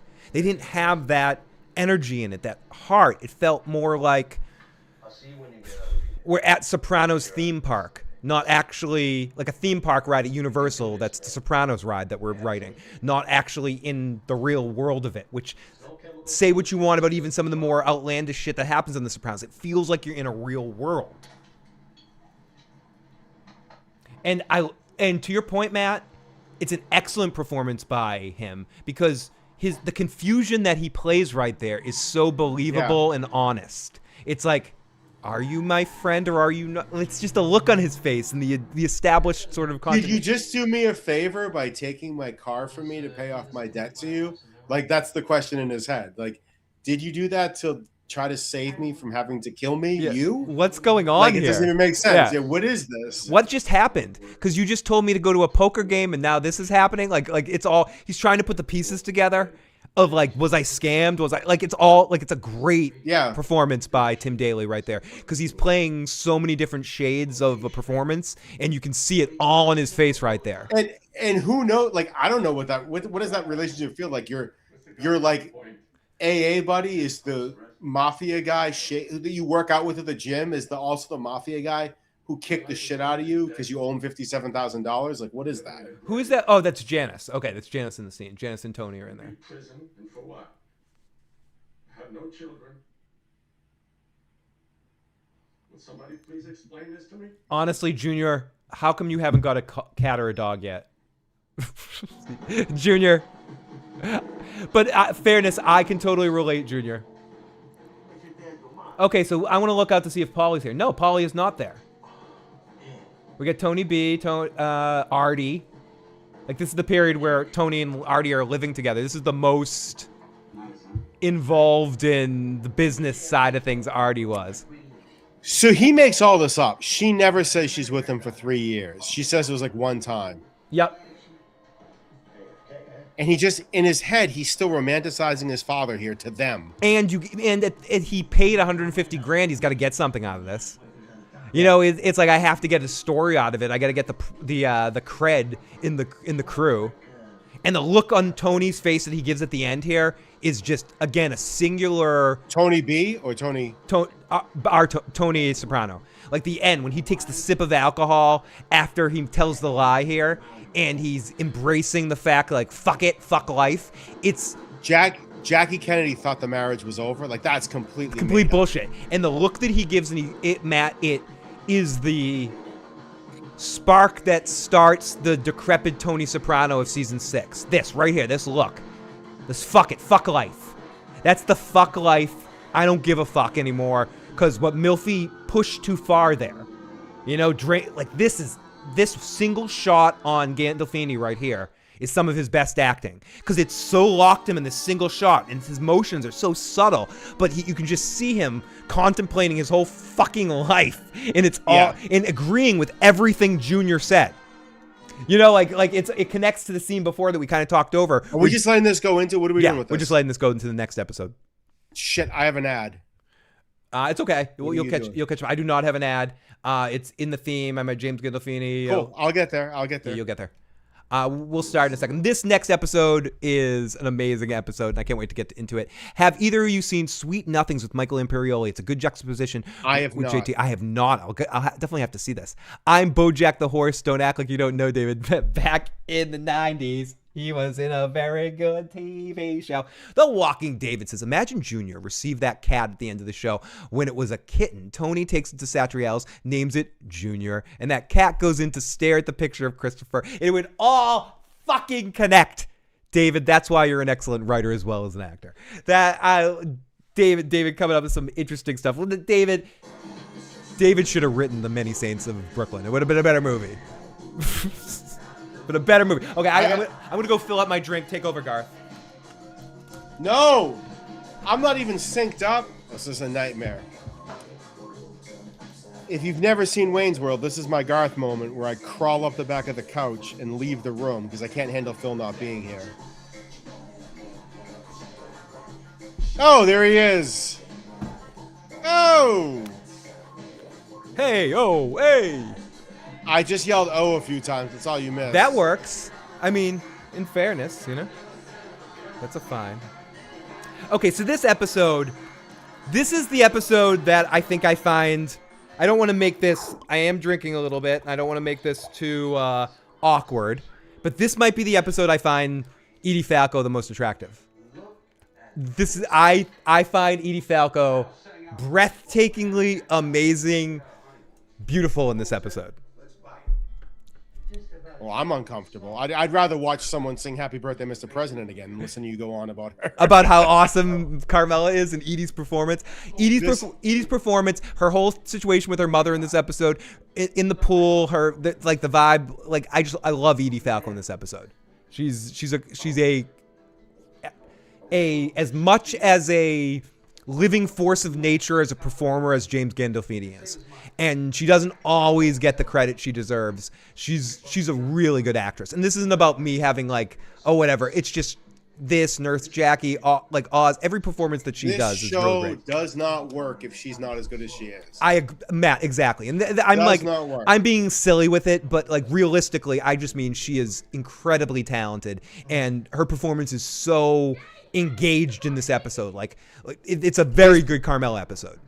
This show is at its best when there's people acting as strong as Tony against him.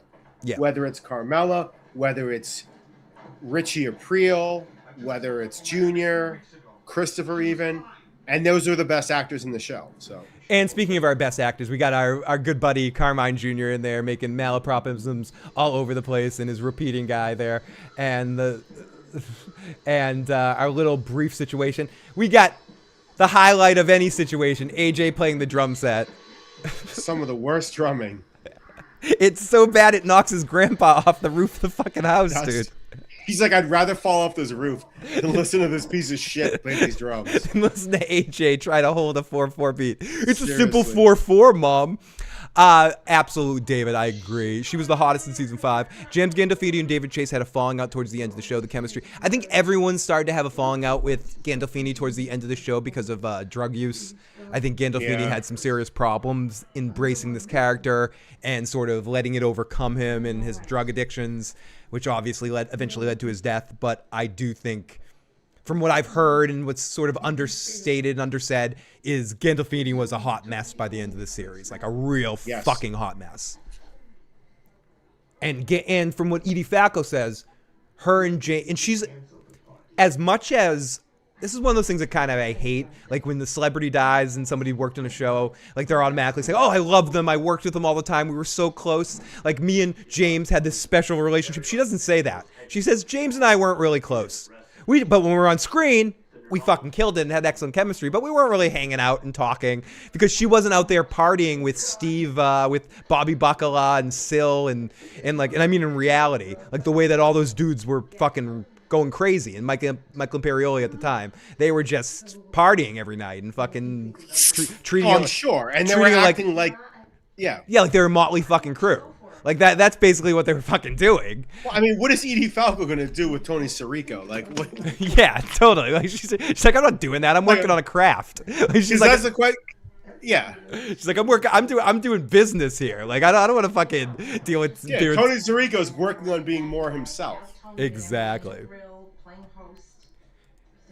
But she is just I fucking love her so much in this particular movie, in this particular episode or movie. Sure.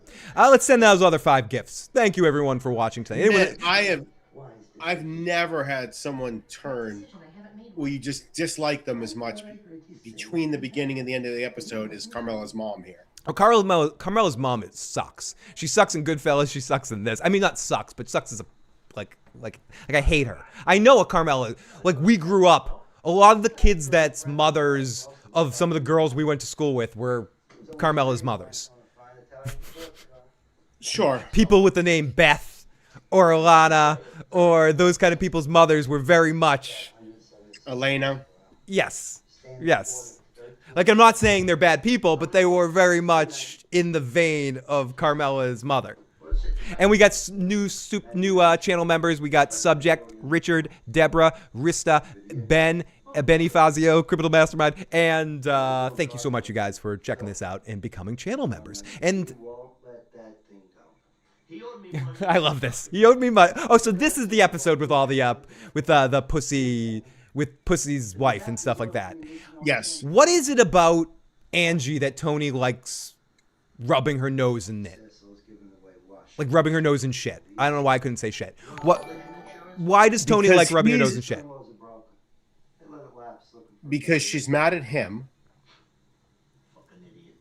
He's mad. Sorry, he's mad at Pussy, and he hates the fact that like he kind of has to be responsible for Angie at this point. Right. Okay. But I think on some level he respects now that like, well, she's doing well for herself, and he doesn't think she deserves it because her husband was a rat. Right. It's almost like the Janice situation. Like Tony appreciates you, and then he has a moment where he's like, "You're doing too well," and gets pissed off about it. You know, like he'll say, "Oh, that's good that you're doing well," but then he's so selfish and hates himself so much that when someone else is doing well, hold on, let's have a pause for a Sal Vitro. Sal Vitro, everyone drink. There's Sal Vitro. Yeah, exactly. This is the drinking game. Every time we see Sal Vitro, have a drink. Sal Vitro, drink. Sal Vitro out there giving a free lawnmower to Johnny Sack, who's not even part of this. You're gonna do Johnny Sack Jersey thing. So that's the Polly of it all, isn't it? Wasn't it what Johnny? It's like Polly that was like, oh, you're gonna have to do a Johnny thing. You're gonna have to do a couple of these free. Yeah, I love the line there where does Jenny drive in the car? No, she can't get in the car. Yeah. Okay, so Phil, did those motherfuckers have the same accent as Carmela? Some of them had a similar accent as Carmela. Wicked, more Boston-y.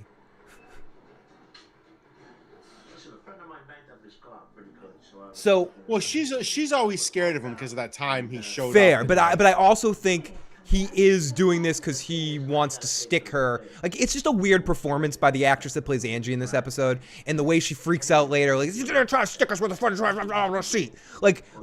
And I don't love Angie in this. I like Angie later, like when she comes back and she's like a fucking boss. But I don't get what they were doing. I think they were playing with things with Angie, trying to figure out the hook. They had her in the supermarket passing out things. They had her in this situation, sort of butting against Tony. And eventually they had her doing better than Carmela. And Carmela kind of looking down on her a little, or looking down on herself through Angie, being like, I'm not doing as good as Angie. Like, oh my God, she's got all of her shit together. That's my favorite Angie. Like when Angie has her shit so together. This one, I'm a little confused by what they're doing in this episode with her and Tony. Well, I think she feels like she's lost all of her friends at this point. Where she's like, "Tell Carmela I say hi," and he doesn't care. Really desperate. Yeah, he's like, "Fuck you." No, she's desperately like, no, she doesn't talk to any of these people. Matt, We got a new member, Sonic, your boy, just became a member with a dime bag of support. Just when Matt and Phil, just when I thought I was out of the Soprano cast, you guys pull me back in. And yes, just when you think we're done with Soprano casts, we come back. I will say, Never. I'm going to try to get Matt to do one more before the summer. We'll see, maybe sometime in April or May. Ooh, James, going by the name Sal there. Because Sal was a rat. Tony wants her to suffer because she ends up doing But well. he means big puss. He doesn't mean Sal Vitro. No, I know. And it's true. I think James has the best read on this. I think he's and you kind of said this too, Matt. He wants her to suffer. Like he's taking out his anger on someone he loved fucking him over on the person that loved him too. Like the closest association he has, and I think he does it to Polly to a certain extent too. Like he takes it out on like the people that were there, still lesser extent, but like anyone that cared about pussy too, like that had any association with pussy. Like anytime he brings up Polly brings up pussy, Tony gets pissed. Maybe it would be better. Yeah. Easier. So this is fucked up. This is the theme. This is the theme between both of these episodes, though, is Tony just making stories up about what reality is. Yeah, and right here he makes up the last one about. Yeah. Oh, I already decided. And then he tells the guys, "Yeah, well, I decided I wasn't going to go. I told her." It's just. Yeah, he says that to Tony B later. Like, I decided weeks ago I wasn't going to go to that party. And then even when she says later, I think you should go. And what's interesting about this is Carmela doesn't want him not to go. This is all, we talked over it, but this was all the mother kind of setting this up because the guy that everyone thinks is Polly's dad is Russ Fagoli. There's a whole online Reddit online theory and videos about how Russ Fagoli is Polly's dad. I mean, that's the thing. I think Polly is at this party. Now that I'm remembering, I think we do see Polly at the party. No, you were 100% wrong. Is he away? Where the fuck's Polly? He wasn't in the last episode either, right? No, unless he was there for a second. Maybe Tony Sirico was doing a bid in real life. Why wasn't Tony Sirico in 2 episodes of The Sopranos in season 5, In Camelot and Marco Polo? Sorry, I'm asking fucking stupid thing. Based on typical production patterns, Tony Sirico was absent from specific his reduced role and availability during the filming of that season. Oh, it's probably because of paying Steve Buscemi, so they had to cut back on characters for certain episodes. It's because they hired a lot of new actors. Maybe Steve Buscemi hated him, so he wrote him out of the other episode. In fairness, everything you hear about Tony Sirico after the fact, rest in peace, Tony Sirico, is that Tony was Polly. Like there's no difference between Tony Sirico and Polly Walnuts except Tony Sirico doesn't kill people anymore. Like that. Right. Like that's the only difference. Like all the quirkiness and weirdness and weird social awkward shit and the like all that stuff is Tony Sirico. Yes, and he used to walk around with Bananka and spray it on people before they'd have scenes with him and stuff. Because he's nuts. He's nuts, and he wouldn't let people. Not nuts. He's just particular, borderline OCD, quirky, and And I've only been on a couple of them. David obviously lives on sets, but even theater, it's like when you have someone in there that's so particular and weird, it just stunts everything. And he's just like, no, I won't do hair and makeup. I'm doing my own hair and makeup. Fuck you. Don't go near me. I won't mess up your hair. I'm not gonna be a rat. You're not gonna make me a rat in the script. Yeah. He's such a stumbling point. He's annoying. The biggest fight they had with him was messing up his hair for Pine Barrens. He's like, no, you're not messing up my hair. I want to have my hair messed up for Pine Barrens. Polly's hair always has to be perfect. How much of this is Junior being an asshole, and how much is? We also missed a great line. He and I go back to when Moses wore shorts. Short pants. I don't even know what that means. In fairness, I think it's a little from column A and a little from column B. Because, do you think Hugh? What do you think Hugh thinks of Junior? I'm not sure how to read Hugh. Does Hugh like that I think Hugh kind of likes that his daughter is connected to the mafia. Unlike the other situation, I think he's like he gets a kick out of these mafiosos. At least that's the vibe I always get from him. He's like, yeah, but the vibe I always get from Hugh though is that he's not really him and AJ, the least Italian people in the show that are very Italian on the show. Yes, but he probably appreciate. Do you think he's happy Junior's telling him about it and he has one in on his family here? Like, I'm just not sure how to read the performance. Like, the look on his face, he's just idiot. Like, he almost gives a fuck that idiot. But he does in the beginning. He's kind of like weirded out that Corrado would call him. It is weird for him to call him. He loves Tony, though. He doesn't shy away from that. I love David giving us some inside information about Polly Walnuts without saying it. I've known multiple actresses in particular who won't let people do their makeup or their hair. They're all considered twats when they're talked about. Exactly. And I think Polly, for all it's worth, they all love him in a way, but he was a fucking twat on set, is the vibe that you get when they talk about him. So maybe Buscemi didn't like him, so they kept him away from Buscemi. Buscemi's like a real movie star, so maybe Buscemi's like, could you keep that, like, the Polly Walnuts guy away from me a little bit? Oh, so Tony B already... No, this is before he gives him the casino, right? Was he paying him off for the casino right there, or the swag bags at this point? It's just swag airbags. This right? is airbags right here, yeah. Okay, and eventually after the hit on Joey Peeps, he gives him the casino. And then he fucks it all up with the second hit. Yeah, okay. With when he becomes that animal Blundetta.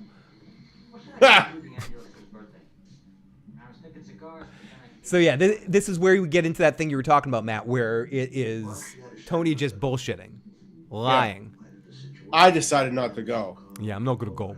Really messed up thing for Junior to do to make Carmela hate him even more.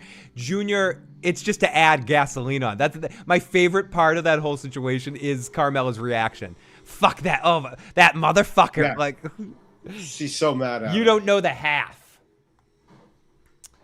So here's our few episodes to try to like Joey Peeps before he his brains get splattered on the ground. And Joey Peeps couldn't have been that much. I think that's when Paulie comes back on that line, because I can hear it in my head a few episodes down the line. Joey Peeps couldn't have been that much brains, or some shit like that. No, and they have the real. Well, we'll see it, but they have the funny scene where his gravestone says "Peeps" on it, and Tony's like, "What the fuck is that? It was a nickname." That's not in this episode. Oh yeah, it's in the next. They put Peeps. Yeah, half of acting an actor does. Half of the acting an actor does on set is acting like they aren't a basket case in real life, which in fact they are. Spoken as a basket case with excellent manners on set. Exactly. You're holding it back, David, right? It's like it's as an actor, we're all fucking crazy.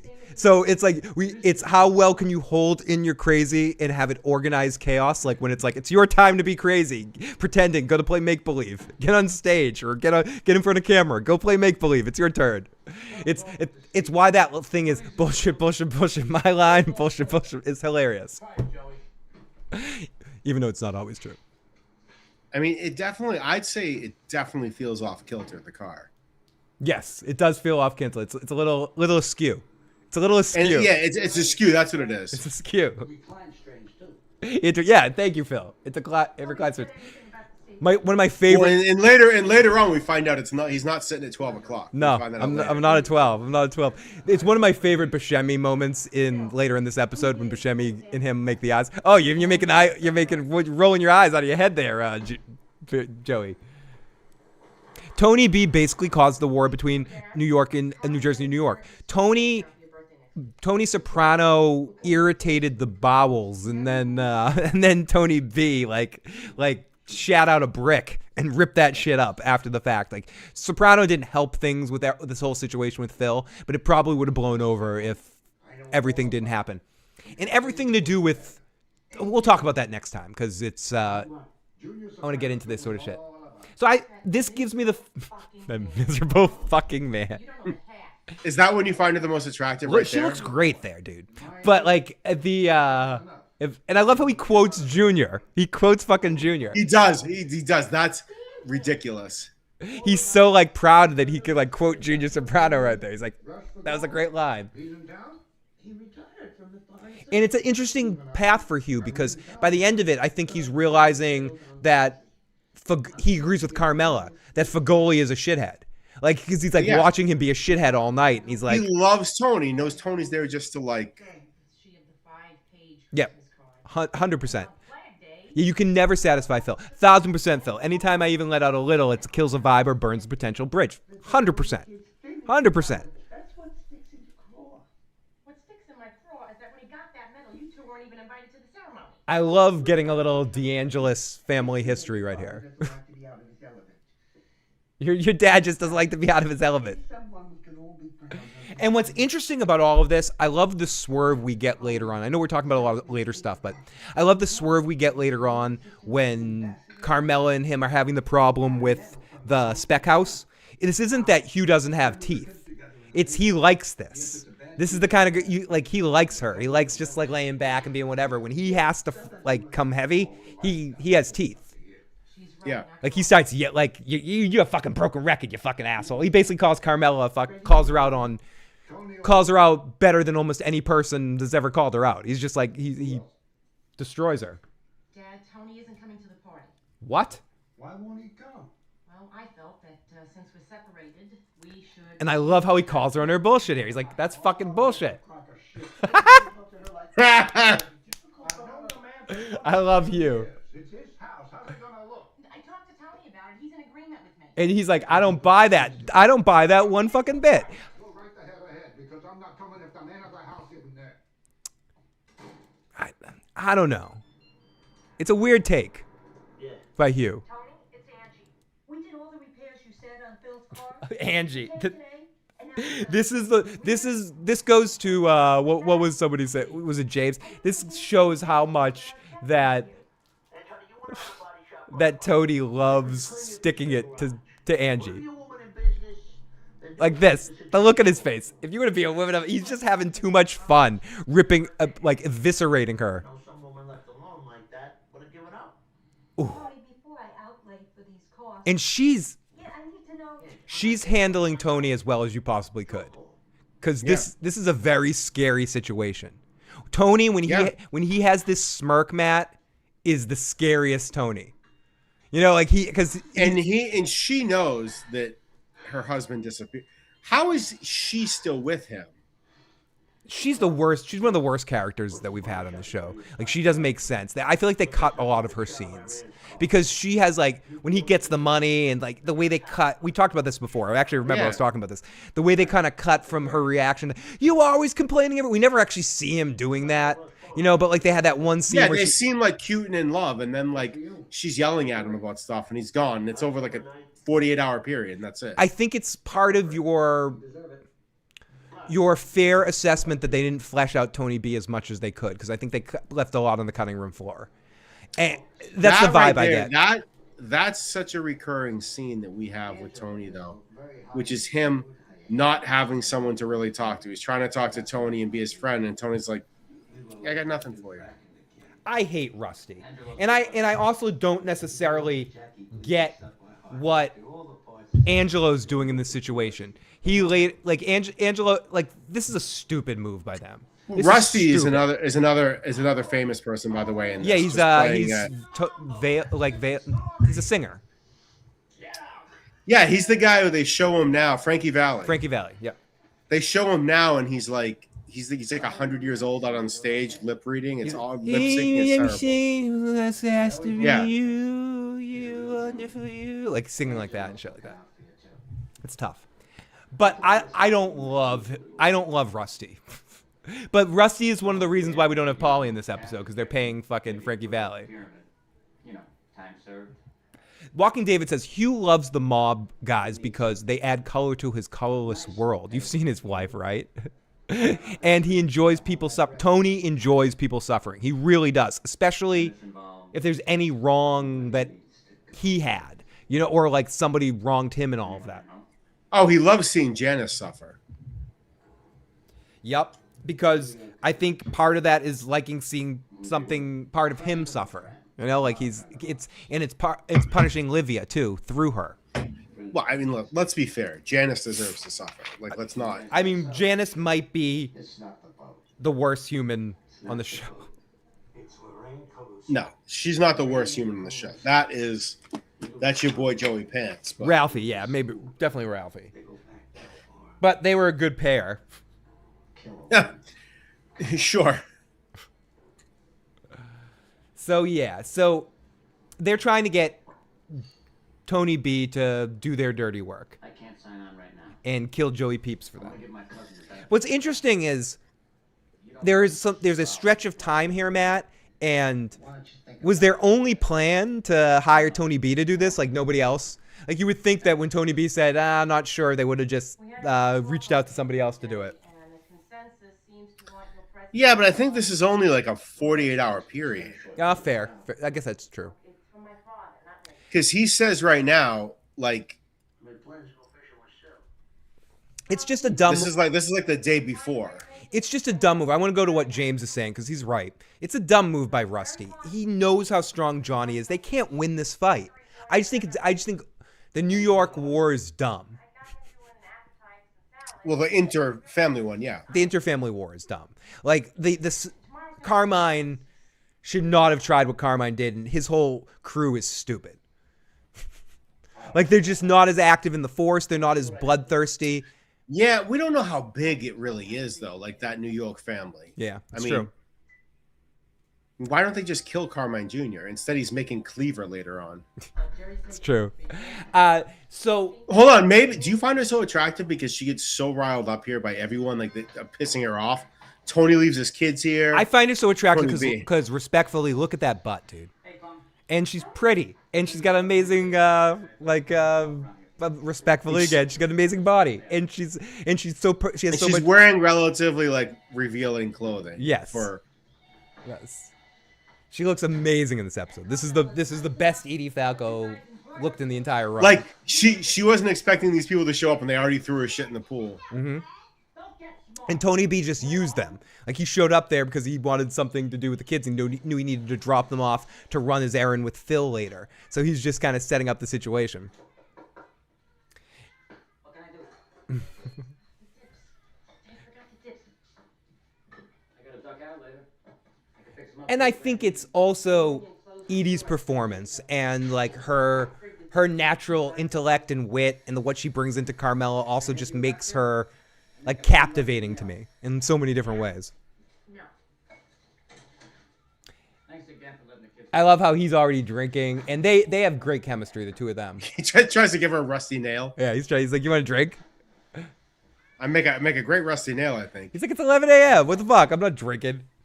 This is truly a beautiful home. What are you here, 5 years? Tony B knows. Yeah, Tony B knows. Tony's us trying to stay neutral. He just made it worse.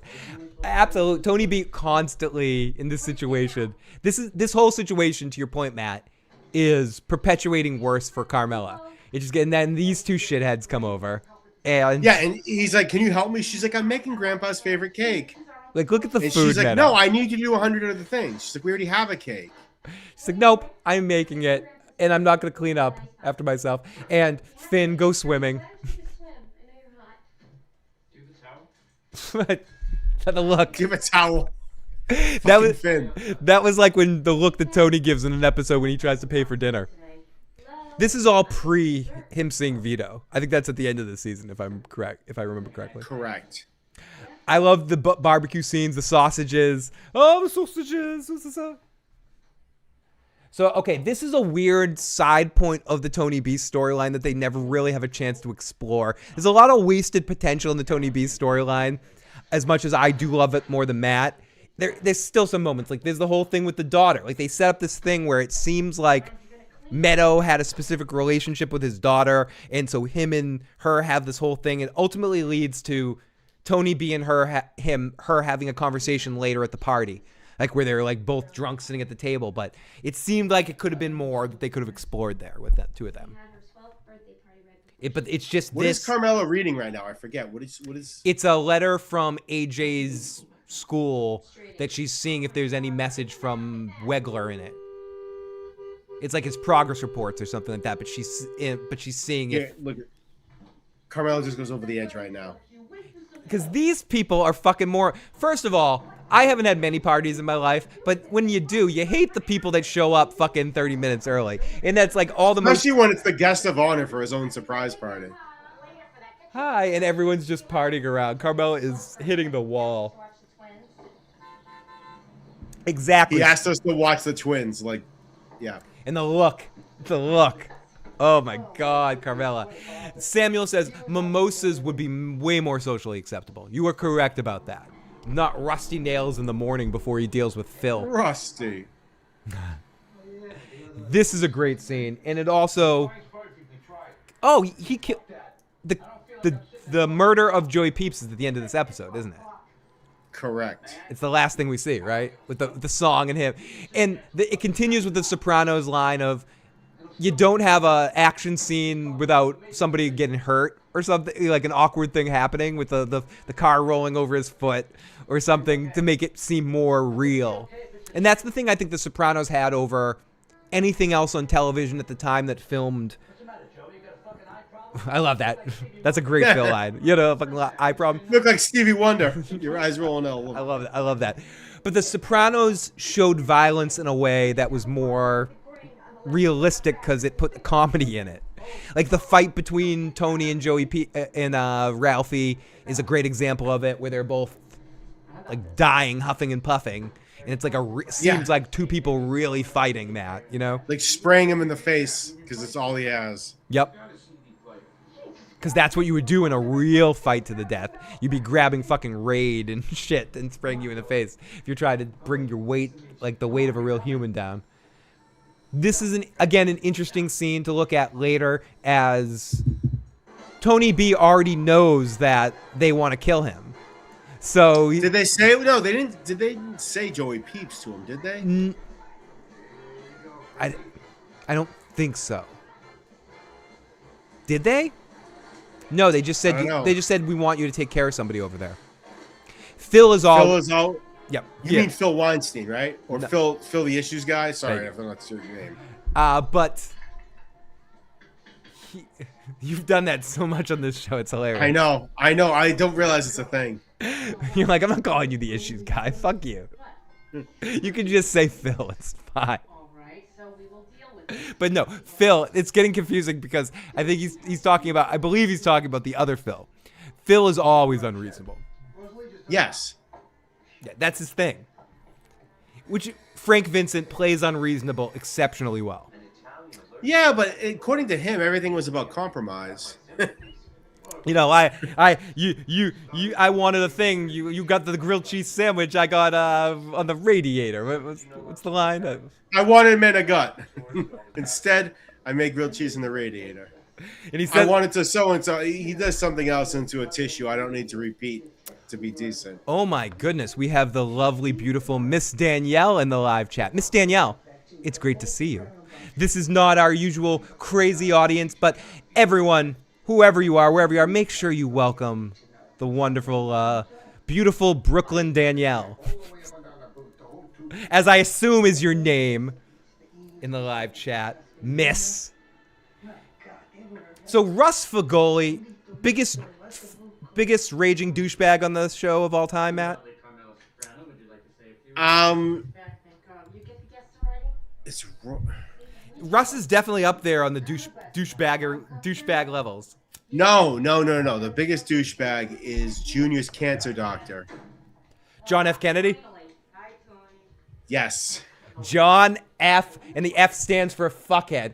And here comes Tony, and there is rest in peace to one of the most amazing dogs I've ever seen in my life, named after the incredible Rosalia Prio, yes. Who we get to see. I love every time we get to see Rosalie, I think of your amazing pup, and it's good to see her in this scene right here. I was very spoiled. My first dog I had was an angel. I thought all dogs were like that. I also thought I was the dog whisperer because she was so that well behaved. Stan was amazing too. Stan was also like amazingly well behaved. He was. Too. But no, I'm dealing with the same thing with Lotus. I'm realizing that, some dogs are just nitwits. You love them, but they're fucking nitwits. I know you guys are dealing with that. I have a feeling our dogs would get along very well. Yeah, she's great now, though. But it's a long... Phil, we've had her for 4 years. Oh, no, Jesus, I don't know how long. Not 4 years. Yeah, we've had her for 3.5 years, and it's like we're finally getting to a point where she's, like, normal. So you're good. That is good. That's good. And let's see. From Princeton.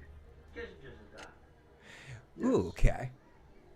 So yeah, their whole interaction is ridiculous. Like every way that they treat that Russ treats these guys right down to the fact that this is a motherfucking Italian that can't eat tomatoes. I like how they make it that fucking obvious. And hello, Miss Danielle. Yes, it is the But I dirty, love filthy I issue love show. that I love that Carmela's dad like never feels that way though. He loves Tony.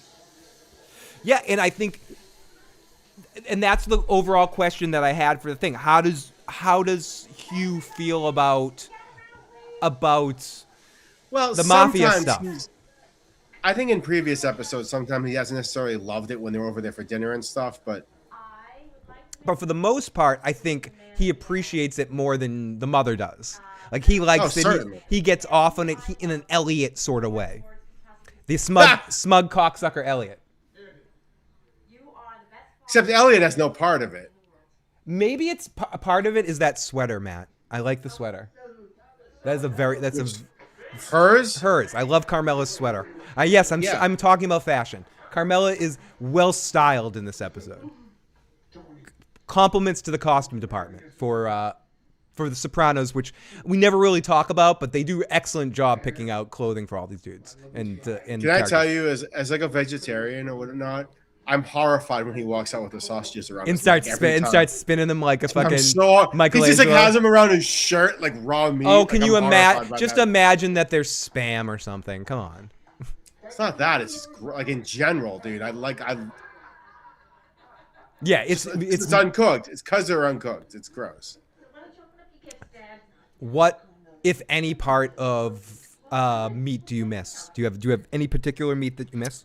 If we're really going down this road, the number one thing is a roast beef three-way. If you're not from the North Shore of Massachusetts, you have no idea what that means. I know exactly what it means, but yes. You know what it means, but like outside of that, that's the thing I would miss the most. Fair, very fair. I think it would be bacon for me. I love Finn's line is perfect there. Stratoclaster, yeah. That's Finn's best line in the series until the scene where he has to tell everyone about why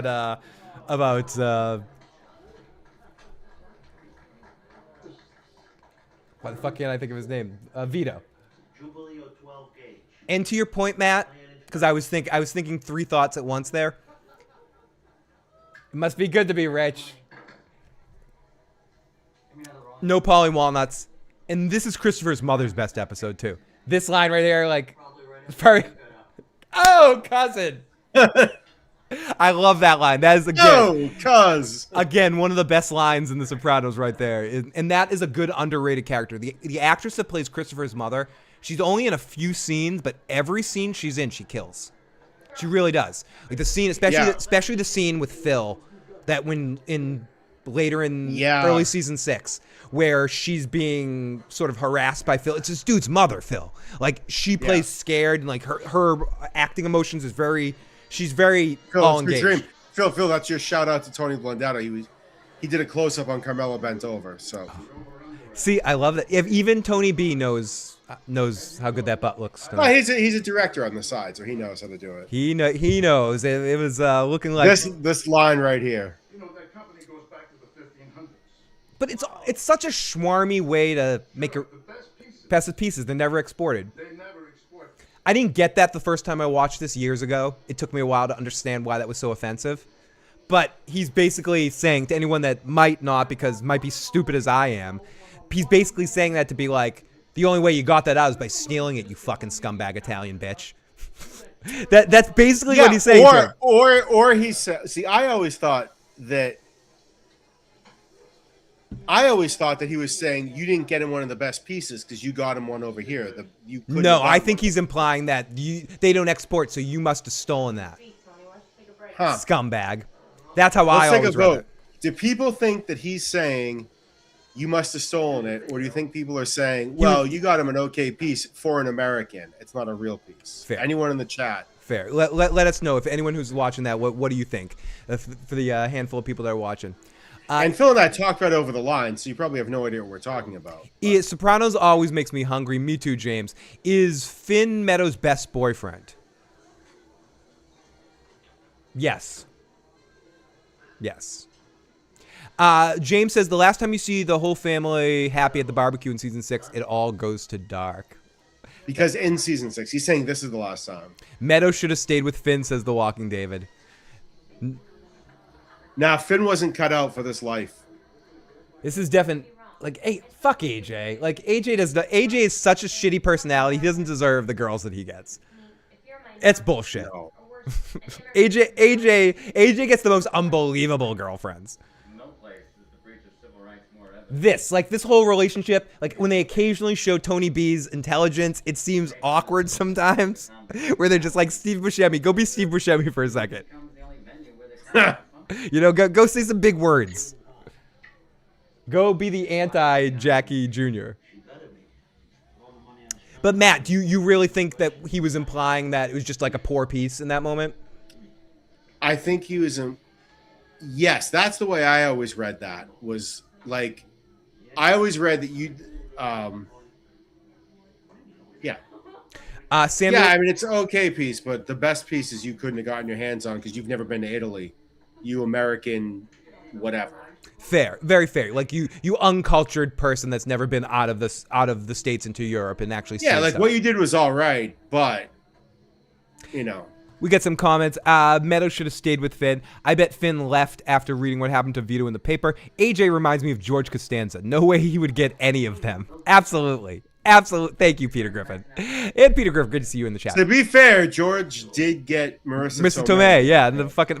Fuck that piece of you want shit. to talk about someone like however you feel about Carmela, I feel that way about Marissa Tomei. I feel that way about Marissa Tomei too, and I think she is the only other person on earth I could imagine playing Carmela Soprano. I think she would have done an excellent performance as Carmela Soprano, and be a more believable be more believable as Meadows' mom. But I think having seen her play Edith Bunker and Mona Lisa Vito, she could have done an excellent Carmela. In an alternate universe, like that, where they could have got Marissa Tomei to play that part. Yeah. In that time period, so she's probably the only other human I could imagine playing Carmela. Matt's like, yeah, oh my god, yeah, why didn't they do that? I would have loved that. Matt, the look on your face, you're like, whoa, wait, that's actually a good idea, Phil. You had 1 in a million. Whoa. Because I'm honestly picturing her like in different moments if she could have played all these people. She could. She definitely could. This is one of my favorite Carmela scenes right here where she dresses down everybody. Stop crying. Don't you fucking cry. Well, let's get in the live chat. Meadows should have stayed with Finn, as I said. Finn could have become like the HUD guy someday. Just give him a decade being around Tony and that stuff. Bet he felt guilty about what happened to Vito. I agree with you, Samuel. Giggity, giggity. We got the Walking David. We got Peter. We got all of our friends. Thank you so much to everyone that's checking out tonight. You guys make this fun for us. Thank you. We're all Gavones. You're drunk. I'm not that drunk. Fuck you.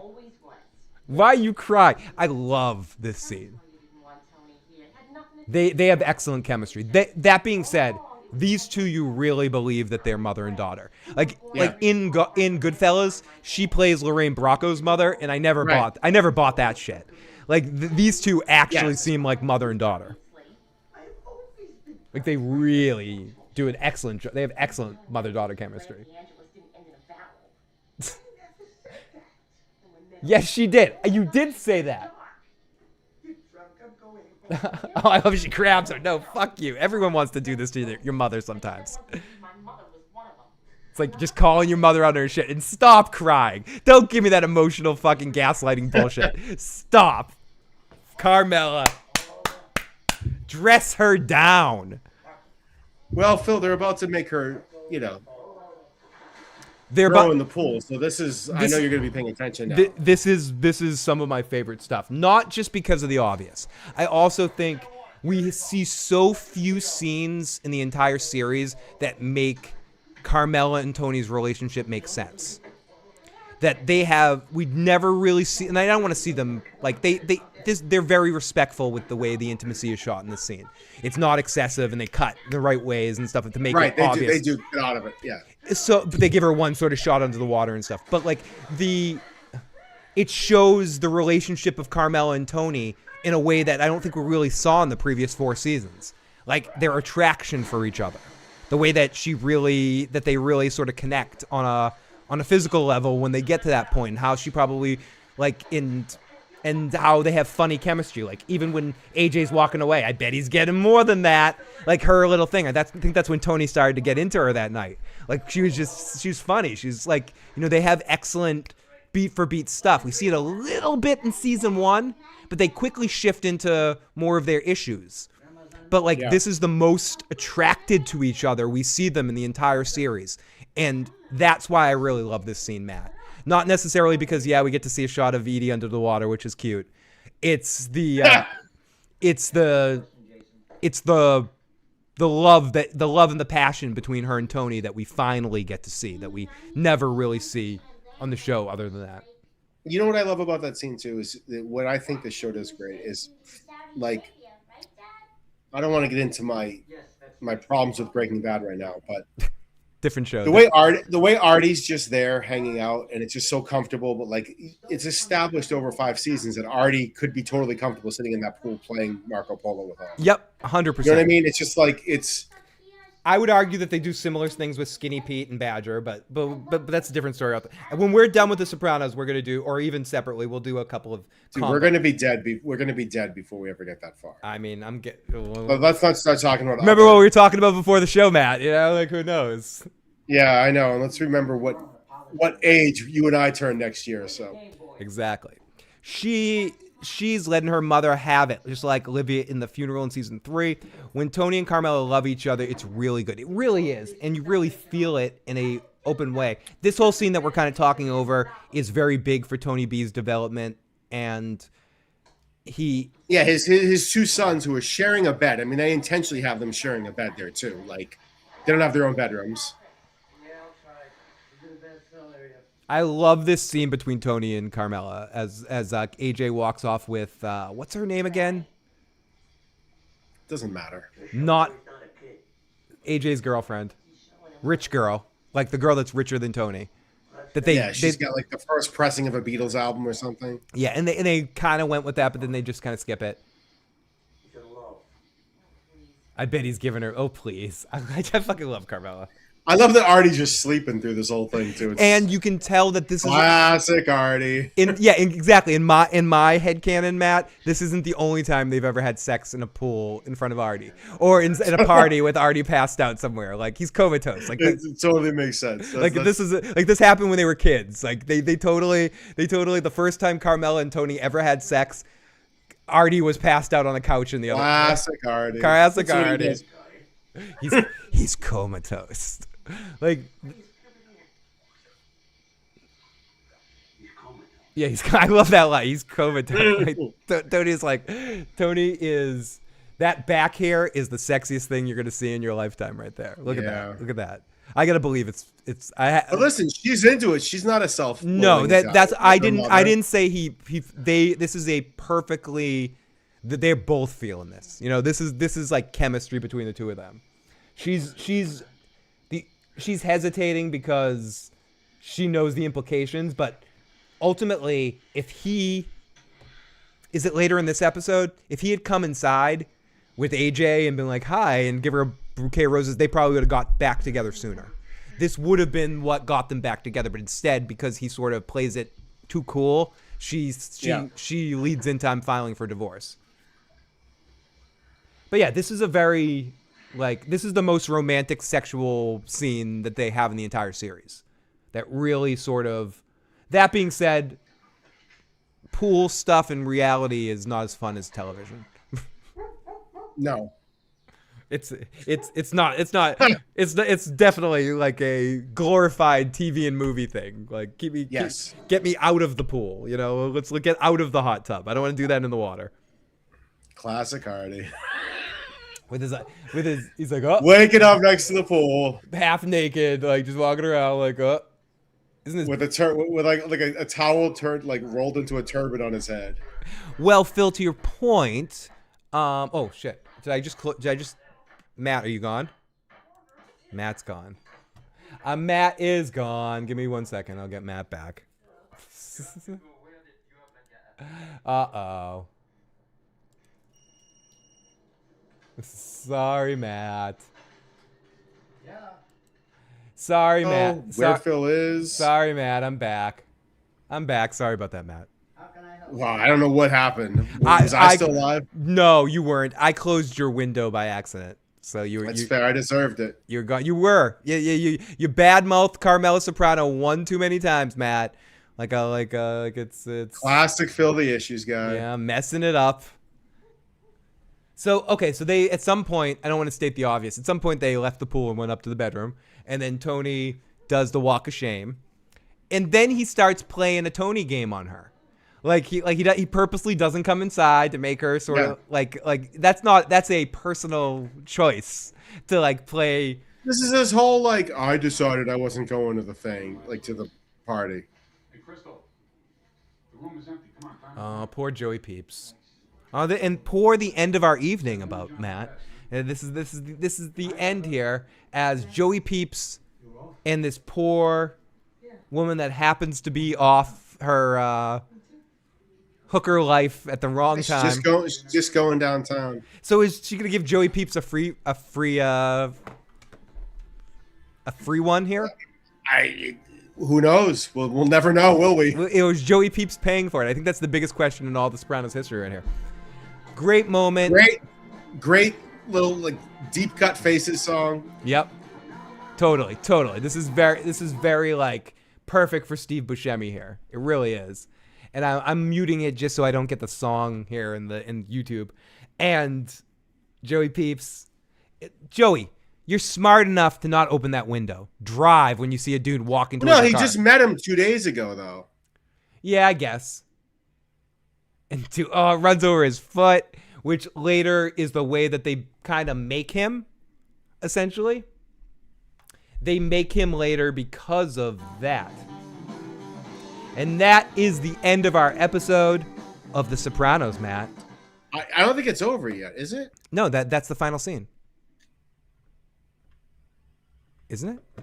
To quote Marissa Tomei, are you sure? No, she responds to that.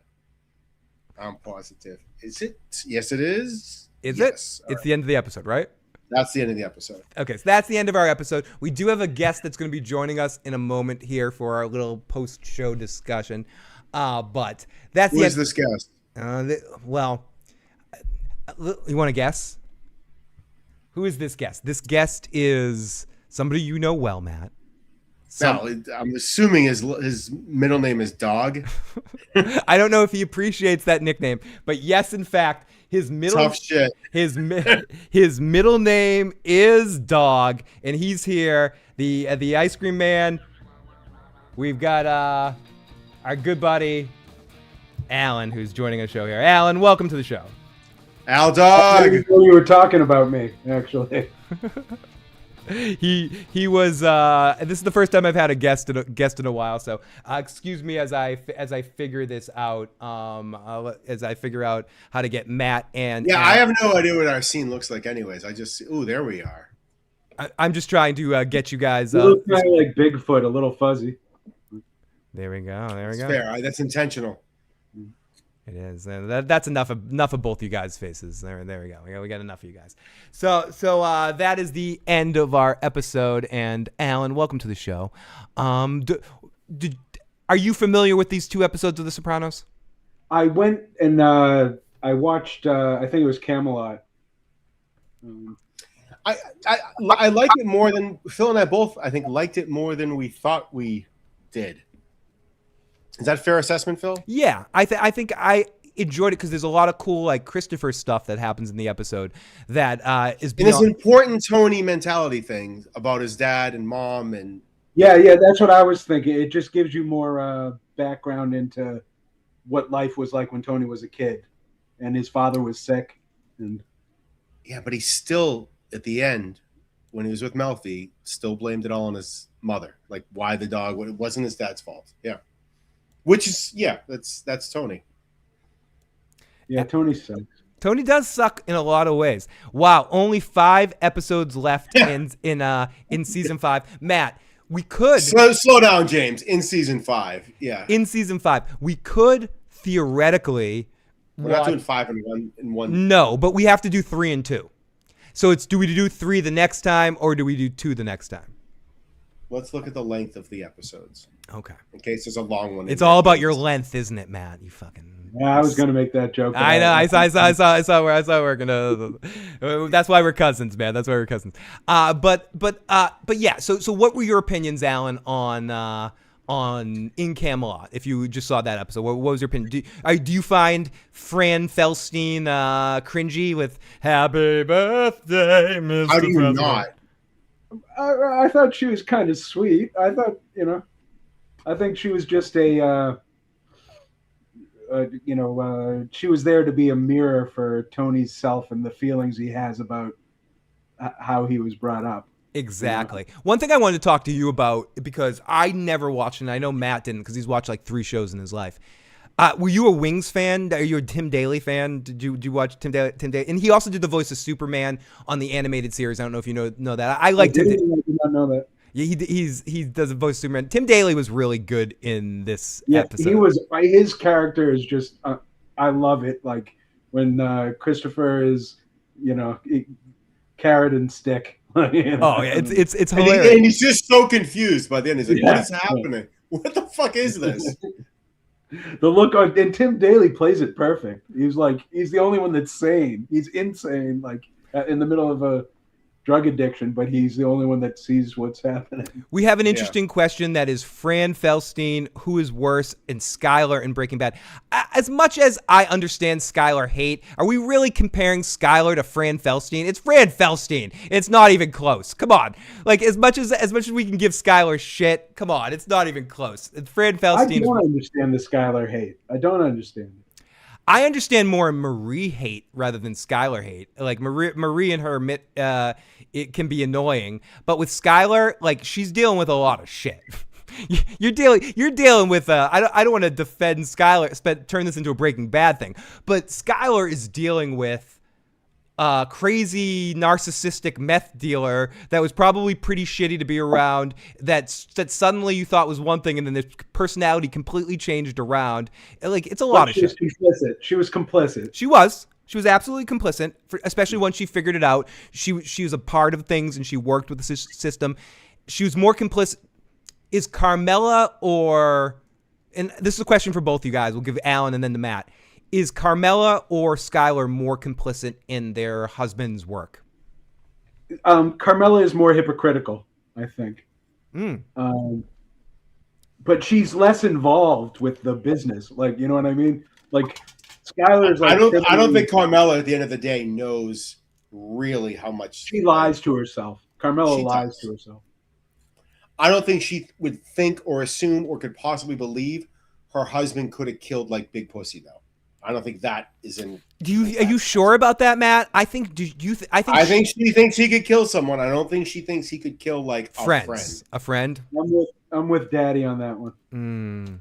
Like, there's no way Tony killed. Do you think she doesn't think he's capable? Do you think she knows that, or that's sort of like I'm not gonna? You allow yourself to think that somebody I care about wouldn't go that far. Like I think on some level you're right. Like she's got to know it in some level when Pussy disappears, when even I know Janice did it, but when Ralphie disappears, or not Jackie's brother, Richie. Yeah, Richie disappeared. I don't know if Carmela's conscious that stuff goes on, like you said. She knows he's a murderer, but somewhere she has to think one of these guys, Pussy's gone, Richie's gone. What's going on? We've got a good. Yeah, my husband does racketeering. We have a lot of money. It's not. He's above that almost too. At some point, we've got another good question. We've got another good question from James. Who is worse as a scumbag gambler character, JT or Davey Scatino? Davey Scatino is just pathetic. Well, so is JT, but yeah, that's a good question. That's why it's a good question. Who is more pathetic? If we're tier listing this, who gets the S tier? Who gets the A? S being the best, A being the Davey is way worse because of what he gambles. He gambles his kids. Yeah, he gambles away his wife's business, his kids' college funds. His kids can't go to college afterwards. JT just screws himself over. Like he doesn't take down his family with his brother-in-law paid for them to go to school. Right? Yeah, right. Yeah. The dude that almost had sex with Carmela, whatever his name was. You were so jealous of him. I was. He had a chance with Carmela. I did not. I want to go back to your original question. Skyler versus who's more complicit? Skyler because she's part of it. Oh yeah, you never answered that. What's your? The other problem is you can't really tell because in Breaking Bad world the characters are never fleshed out enough. Like I don't know a single friend of hers. I don't know anything about her life. I know so much about Carmela. You know who she worked with and who she cheated on her husband with? Who? Skylar. She had Ted Beneke. You're forgetting the whole Ted Beneke shit that got stretched out with her. Yeah.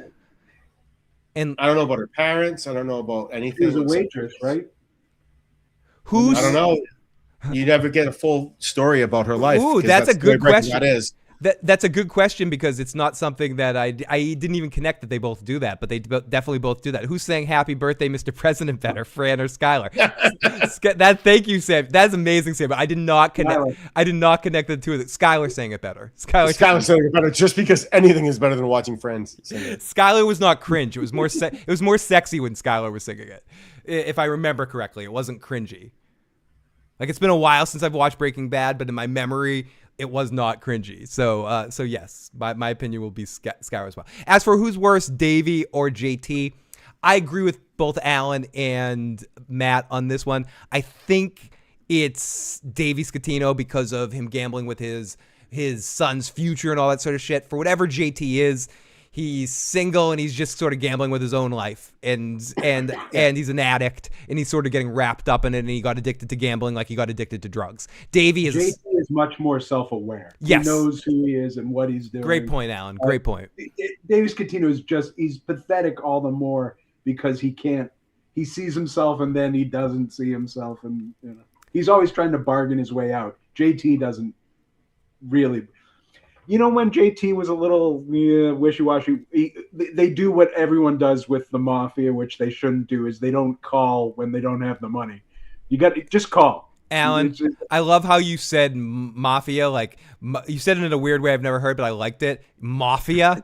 You said it like almost like you're saying moth, like mafia. I like it though. I'm gonna start saying it. You like most people stretch the A. You made it like like you backed off on the A and you're like mafia. It's my new tooth. It's my new. No. I'm not gonna blame your tooth. I'm gonna say it's a choice, and I like the choice. Is Phil the best? Okay, who is the best villain on The Sopranos? I do not think Phil is the best villain on The Sopranos. I think I'll always say Richie. I'm with you on that one, Matt. It's Richie or Ralphie. Ralphie for me. Anybody else? Janice, Livia. Like, let's think of our nominees. We got. They're all technically villains. Every one. But of them. but except for. Go, Alan. What would you say? Oh no! Except for now I can't even remember. Bobby Bacala. No. Mrs. Vesuvio. Miss Charmaine Bucco. Charmaine Bucco. She's blameless. She's she's the best hero. But if we're gonna, that's why Bucco fucking Charmaine. Fucking, Artie. God, forget me. I can't talk Sopranos. No, you're fine. We just had a big Artie moment. At the end you're fine, Alan. So that's why he's the stupidest character. Go hang with Charmaine and paint a fence. Ultimately, if we want to define what a villain is in The Sopranos to Tony, we got to think antagonist to Tony. I think sure. Essentially what James is sort of asking is who is the best antagonist to Tony, and I think in that case it's Richie. But Richie's story ends in the most subverting our expectations way, the most subverting expectations since The Last Jedi. It's weird and like it works, but it's also we never really get the payoff for and that's almost why they bring Ralphie in to give us the payoff of the Richie and Tony thing. Does Tony win the fight with Is Junior a villain? In the first season? Yes. First season it's Livia and let's name them. First season Livia and Junior. Second season Livia and Richie and Janice. And Janice. If we Janice is the answer. Maybe she legit tries to get him killed. Yeah. Janice is the answer. Is she John Turturro's sister? Evil, but I think Ralphie is his nemesis. But they were friends. But Ralphie and him were weirdly friends on some level when they were kids, and like he was part of his crew selling weed and all that sort of stuff. He calls him Anthony. Only certain people call him Anthony. He's one of them. And he gets away with it. But I agree with you. He's the most charismatic of his villains, Alan. But I don't know if he's the best and the most like Richie. It's Janice for me. Richie is a mook though. Compared to Ralphie is like he's got brains. He's like Okay, for James says Phil for me because he was unreasonable and he had the power to take out Tony. That is a fair, reasonable argument for Phil. Phil is the most prickly of the guys. As much as Richie had his shit, Phil is even more so old school shit. And Phil is the one that wanted Tony the most. Yes, wanted to take him out the most. Yes. I mean, I think even in how much Richie wanted to, he some part hesitated. He couldn't sell it because I'm old school, Janice. Yeah, and I respect this thing, and he's the boss. So it's like hard for him to really sort of sell a change of power in that situation. And they're kind of family. Like if we're going to consider Tony and Jackie as being essentially brothers of some level, for sure, like me and Nick and Joe are like brothers in that yes, sense. but and then like one of their like older brothers. You know what I mean? Like you and Justin and Gene, and like that kind of shit. Yeah. Like us too, like all of us and shit like that. So his biggest villain, his adversary, I mean, I think it was supposed to be Livia, right? Like if Livia's story reached its conclusion, it would be Livia. You know what the bullshit answer is? Tony was his own worst. That is the bullshit answer. He was, and it's probably the most accurate answer too, especially when we get into Kevin Finnery shit. It's his own sort of self-righteous bullshit. Anyways, we do have a text message. If anyone wants to leave us a voicemail or call in, you can. 781-990-8509. We'll probably be on for about 10 more. Fax number? We do. You can always fax me. No, we're going to be on for about 10 more minutes. We'll top this off in around 3 hours and stuff like that. I don't want to keep Alan and Matt too long, but we'll be on. We'll end it right around 9 o'clock. So if anyone has any last minute questions or comments, you can do sort of anything goes at this point. Like if you want to ask us non-Soprano questions, you're welcome to ask us anything right now or go in any direction. Ralph was the Joe Pesci of the show. I get like the Joe Pesci from like Casino kind of. Yes, for sure. The guy that's like as crazy as all these dudes are, Alan, like he was a little crazier, right? Like that crazier kind of vibe. But I have the feeling Ralph was kind of stable in a way that the Joe Pesci character, at least in Casino, wasn't. The Joe Pesci character in Casino is crazy, and I'm not sure Ralphie was crazy necessarily. He's a fucked up. He did kill her. He did kill him. He did. She was a whore. He also liked to be like that. Look, Matt just gave you. I don't want to kink shame him either, but like he just was. That's weird. He has weird. Kinks. Like. Actually, that's something I learned from Janice. Is the whole he bottoms or he tops from the bottom. I use that. I use bottom from the top a lot. Like that expression. I bottom from the top too. With personal information. I'm not quite Ralphie, but I definitely bottom from the top. But Ralph was. I see what you're saying there. Like he was the sort of wild card, crazy person of the particular show. And do you think Joe Pesci would have been good on The Sopranos? Should they have casted Joe Pesci as a part? Against type, completely against who he plays. Like a lawyer, like he played like Junior's new lawyer or some shit like that. That would my like cousin that. Vinny. Yeah. Oh, yeah. What do you think about my, like I was saying before you got on the air, and I don't know if you heard the discussion. The love of my life, she is. That the only other person that I could see playing Carmela Soprano would be Marissa Tomei. Could you have seen Marissa Tomei? Could you have seen her play? Yeah, I couldn't hate Marissa Tomei though, and sometimes I hate Carmela. Well, I don't know. What's the general feeling about Carmela? Just in a few words. Phil thinks she's the greatest thing that's ever existed. I mean, I think she's an amazing character played by an incredible actress, one of the best actors in the world. Carmela, would I like to be with Carmela? My ex wasn't entirely not like Carmela.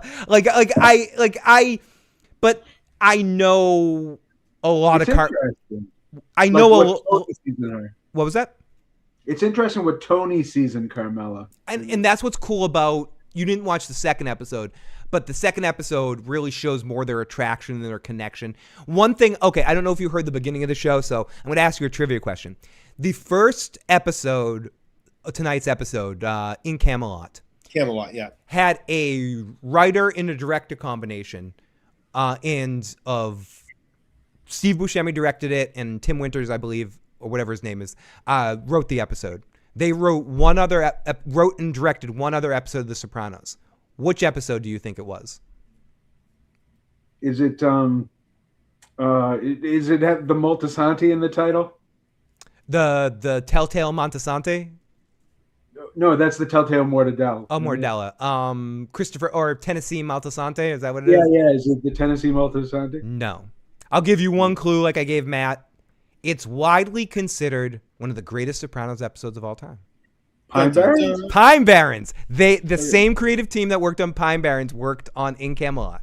That's their follow-up episode. Isn't that weird? It's just like it's just a weird sort of combo of two episodes together. That was directed by Steve Buscemi? Yep. Yeah. Steve Buscemi and written. But he's not in it really. He's only in that last scene, like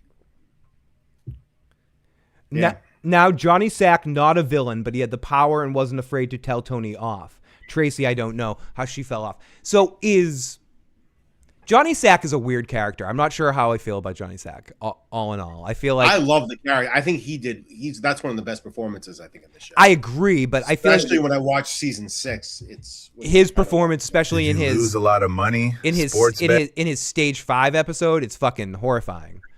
It's really. Livia would have loved Marissa Tomei like she loves Charmaine Bucco. Similar appearance. Yes, Samuel, I agree with that as well, for sure. I could see Marissa Tomei as Charmaine. I mean, for sure. I mean, they expanded the character. Dude, there's no way Artie lands Marissa Tomei. Like, there's no way he.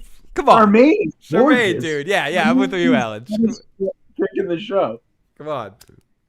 Who's the hottest in the entire show? Of the wives? Of the wives, let's do guys and girls, just to be fair. So for men, it's Furio or Christopher, right? It's not. In real life, when Artie shaves his full head, Artie's the most attractive guy in real life. No. See a picture of Artie when he goes with a fully shaved head. He's actually the most attractive guy on like. I'm gonna say Furio. It's not out of show, right? It's who's attractive in. Yeah, who's the most attractive character in the show? Furio. I don't think. I used to think it was Adriana, but then that's we're talking about guys right now. We're talking about guys right now. We'll get to the girls in a second. We're to be fair. We'll talk about the dudes first. Who's the most attractive dudes on the show?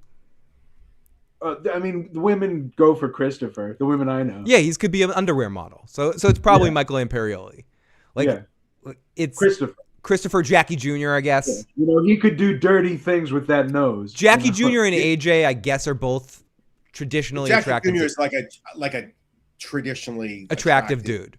Guy. Yeah, he's a mook. He's a bit of a mook. Benny Fazio. He is. We're just talking physically, though. Like we're not. Yeah. Benny, but I mean, would that be attractive or not? And we're doing this so we can be just as equally explosive on the other end. But like Benny Fazio, criminal mastermind. I guess he's a cute guy. Like he has an attractiveness about him. I mean, as far as criminal masterminds go, yes, he is. Yeah, but he's an attractive guy. He's short, a little short, but he's an attractive guy. What's the name of the gun? The name he calls the gun. Tony, get me the Stuppa. Oh, the Stupp, the big Stupp.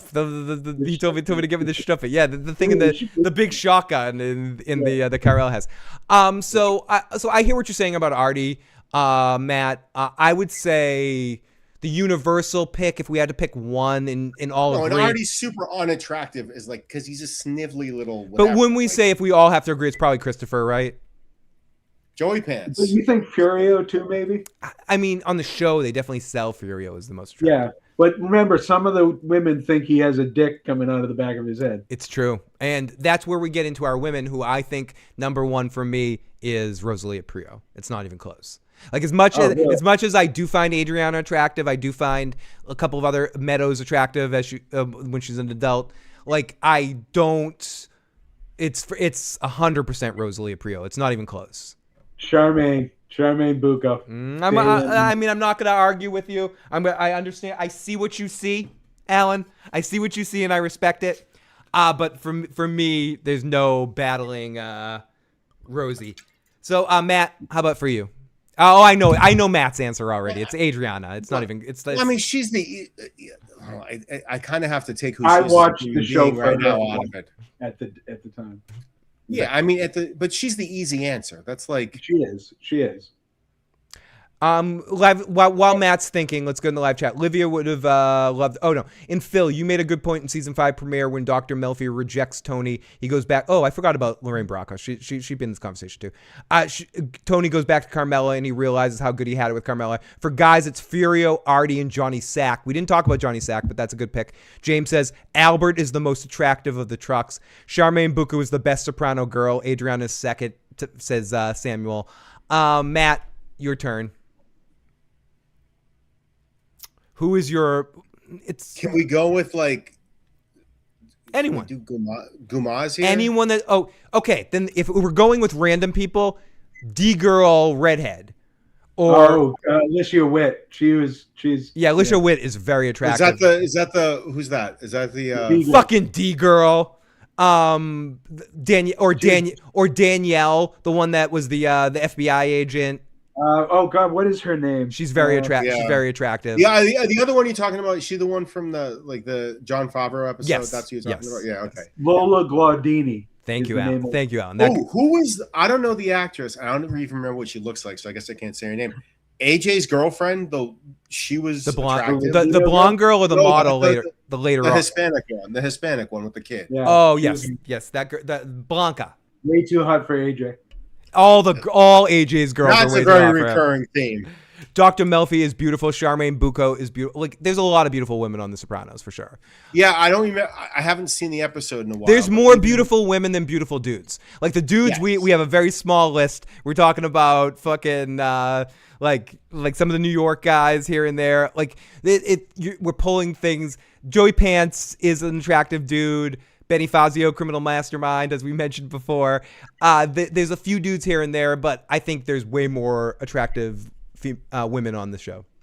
Eugene's wife was beautiful. She actually was very beautiful too. Yeah. And we all remember that we all mean this very respectfully, of course. So I would say universally the quick answer is obviously Adriana. But I don't think that's the real answer. For me, as I said, what about if you do MFK? Marry, fuck, kill. Oh, okay. Good game. Good game. Okay, marry. Let's go with the dudes first. Marry, fuck, kill. Tony Soprano, Silvio, Paulie Walnuts. What would name them again? Marry Silvio, fuck Tony, kill Paulie. Yeah, those three, Tony. Those three, Matt. Yeah, obviously kill Paulie. You think obviously kill Paulie? Paulie was I just thought of Carla from Scrubs is his Gumar. And why is Paulie saying he has a Gumar when he doesn't have a wife? Doesn't he just have a girlfriend? Yeah.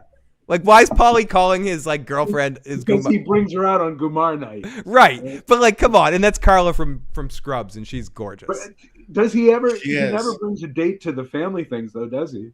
Paulie. Yes. Danielle, Curb Your Enthusiasm is amazing, and Larry David's coming back with a new series that I cannot wait. I don't know if you're watching earlier in the show. And the amazing Danielle. The pants tent is incredible. And that's the first episode with that big, giant, floppy cock tent. The problem is you can't F Paulie either, because you have to just imagine just sitting there talking to him before, during, or after it. Like, it's just a brutal experience. Okay, so with those ones, so let's continue on. Fuck, marry, kill Christopher, Jackie Jr., and Ralphie. Oh, fucking kill Ralphie. Kill Ralphie. Oh, Ralphie's a good fuck. Ralphie's a good fuck. If you're gonna fuck one of them once, you're gonna fuck Ralphie once. Come on. And then you don't have to talk to him after. Come on, Ralphie would be a good time. Weirdly, you have to marry Jackie Jr. He's got the family heritage. He's not too smart.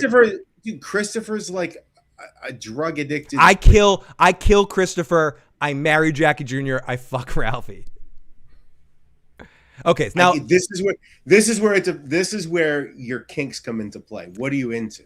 I mean, I could deal with fucking Ralphie once. Okay, so let's get into why Alan actually brought up the subject. Okay, so Adriana, Okay, pick the Matt. Give us three. Give us three. I don't want to be the only one to pick these. Okay. Oh, who the three people are for women? Girls? Yeah, who do we pick for girls? Okay. Who are the three people for girls? So we're talking about like You should season get 6 now. Get eclectic. I wasn't. I was going to say Meadow, Adriana, and we're talking Meadow season 6. Like we're not talking Right. Meadow No, and we're gonna go two. We're gonna go the olders and the younger. So Meadow, Adriana, and maybe the Russian girlfriend in the beginning. not Valentina. Valentina? No, that's not her name. Valentina is. Oh, the girl from Head of the Class is Valentina. I know who you're talking about. The one with the one. Tony. Oksana Bibi or something is her name. Tony. Oh, Tony. I miss you so much. Well, can we be friends? I kill her. Oh. I marry Meadow. Yeah, this is easy. That's easy. That's a terrible choice by me because like the options are easy. And I fuck Adriana. Yeah, that was stupid because like the options are very Although easy. Adriana would be a good wife. Was it Adriana, Meadow, and her? Mm-hmm. Yeah. It's stupid because it's easy. Fuck Adriana, marry Meadow, and kill. It was too easy. It's an easy one on that one. Cheese grater on his balls. Yeah, I want some cheese graters on. I want to put some cheese graters on Ralphie's balls. Do it this way. Cheese grater on his balls. Carmela, Rosalia Prio, and Angie. Oh, marry Angie. Kill Carmela, fuck Angie, and marry Rosie. No, you don't marry. You marry Angie's like a successful businesswoman. There's a lot that comes with that. Actually, you're right. Rosalie's a housewife. You know, not saying like you marry a housewife, right? You don't want to, unless you don't want to work, in which case you marry Angie. Okay, Lorraine Caruso, Janice, and Livia. Who's Lorraine? I'm killing Janice. Oh God, no! Oh my God, Livia! Wait, I'm killing Livia. You kill Livia? I don't know. What are you gonna do? Like, what constitutes fuck? If she gave you an hand job or something like that. Junior, Bobby Bacala, and Hugh. Hugh? Carmela's dad. Marry Hugh. Yeah. Marry Hugh. Fuck Bobby Bacala and kill Junior. Yeah. Yep. I think that's the way. In the words of the Mandalorian, that's the way. So I think we've explored this fuck, marry, kill. I'm trying to think of any spread of people. I think we're done here with this. Like we didn't mention Charmaine though. We didn't mention Charmaine at all. Oh, Charmaine Bucco. Okay, Charmaine Bucco. Marry Charmaine and fuck her. And do you really want to marry her? Like she undermines Artie a lot. Because Artie is stupid. It's all very justified. All of her like taking on exactly. All she wants Artie do is go paint a fence, drink a bottle of wine, and leave the customers alone. Like just stay in the kitchen, Artie. And she wants to be. And come on. Samuel says marry Angie. She's a good fucking earner. Yes, she is. I'm Team Angie here. Oh my goodness. So everybody, we're going to wrap this up. Thank you so much for joining us tonight. Matt and I will try to be back sooner rather than later for another one of these.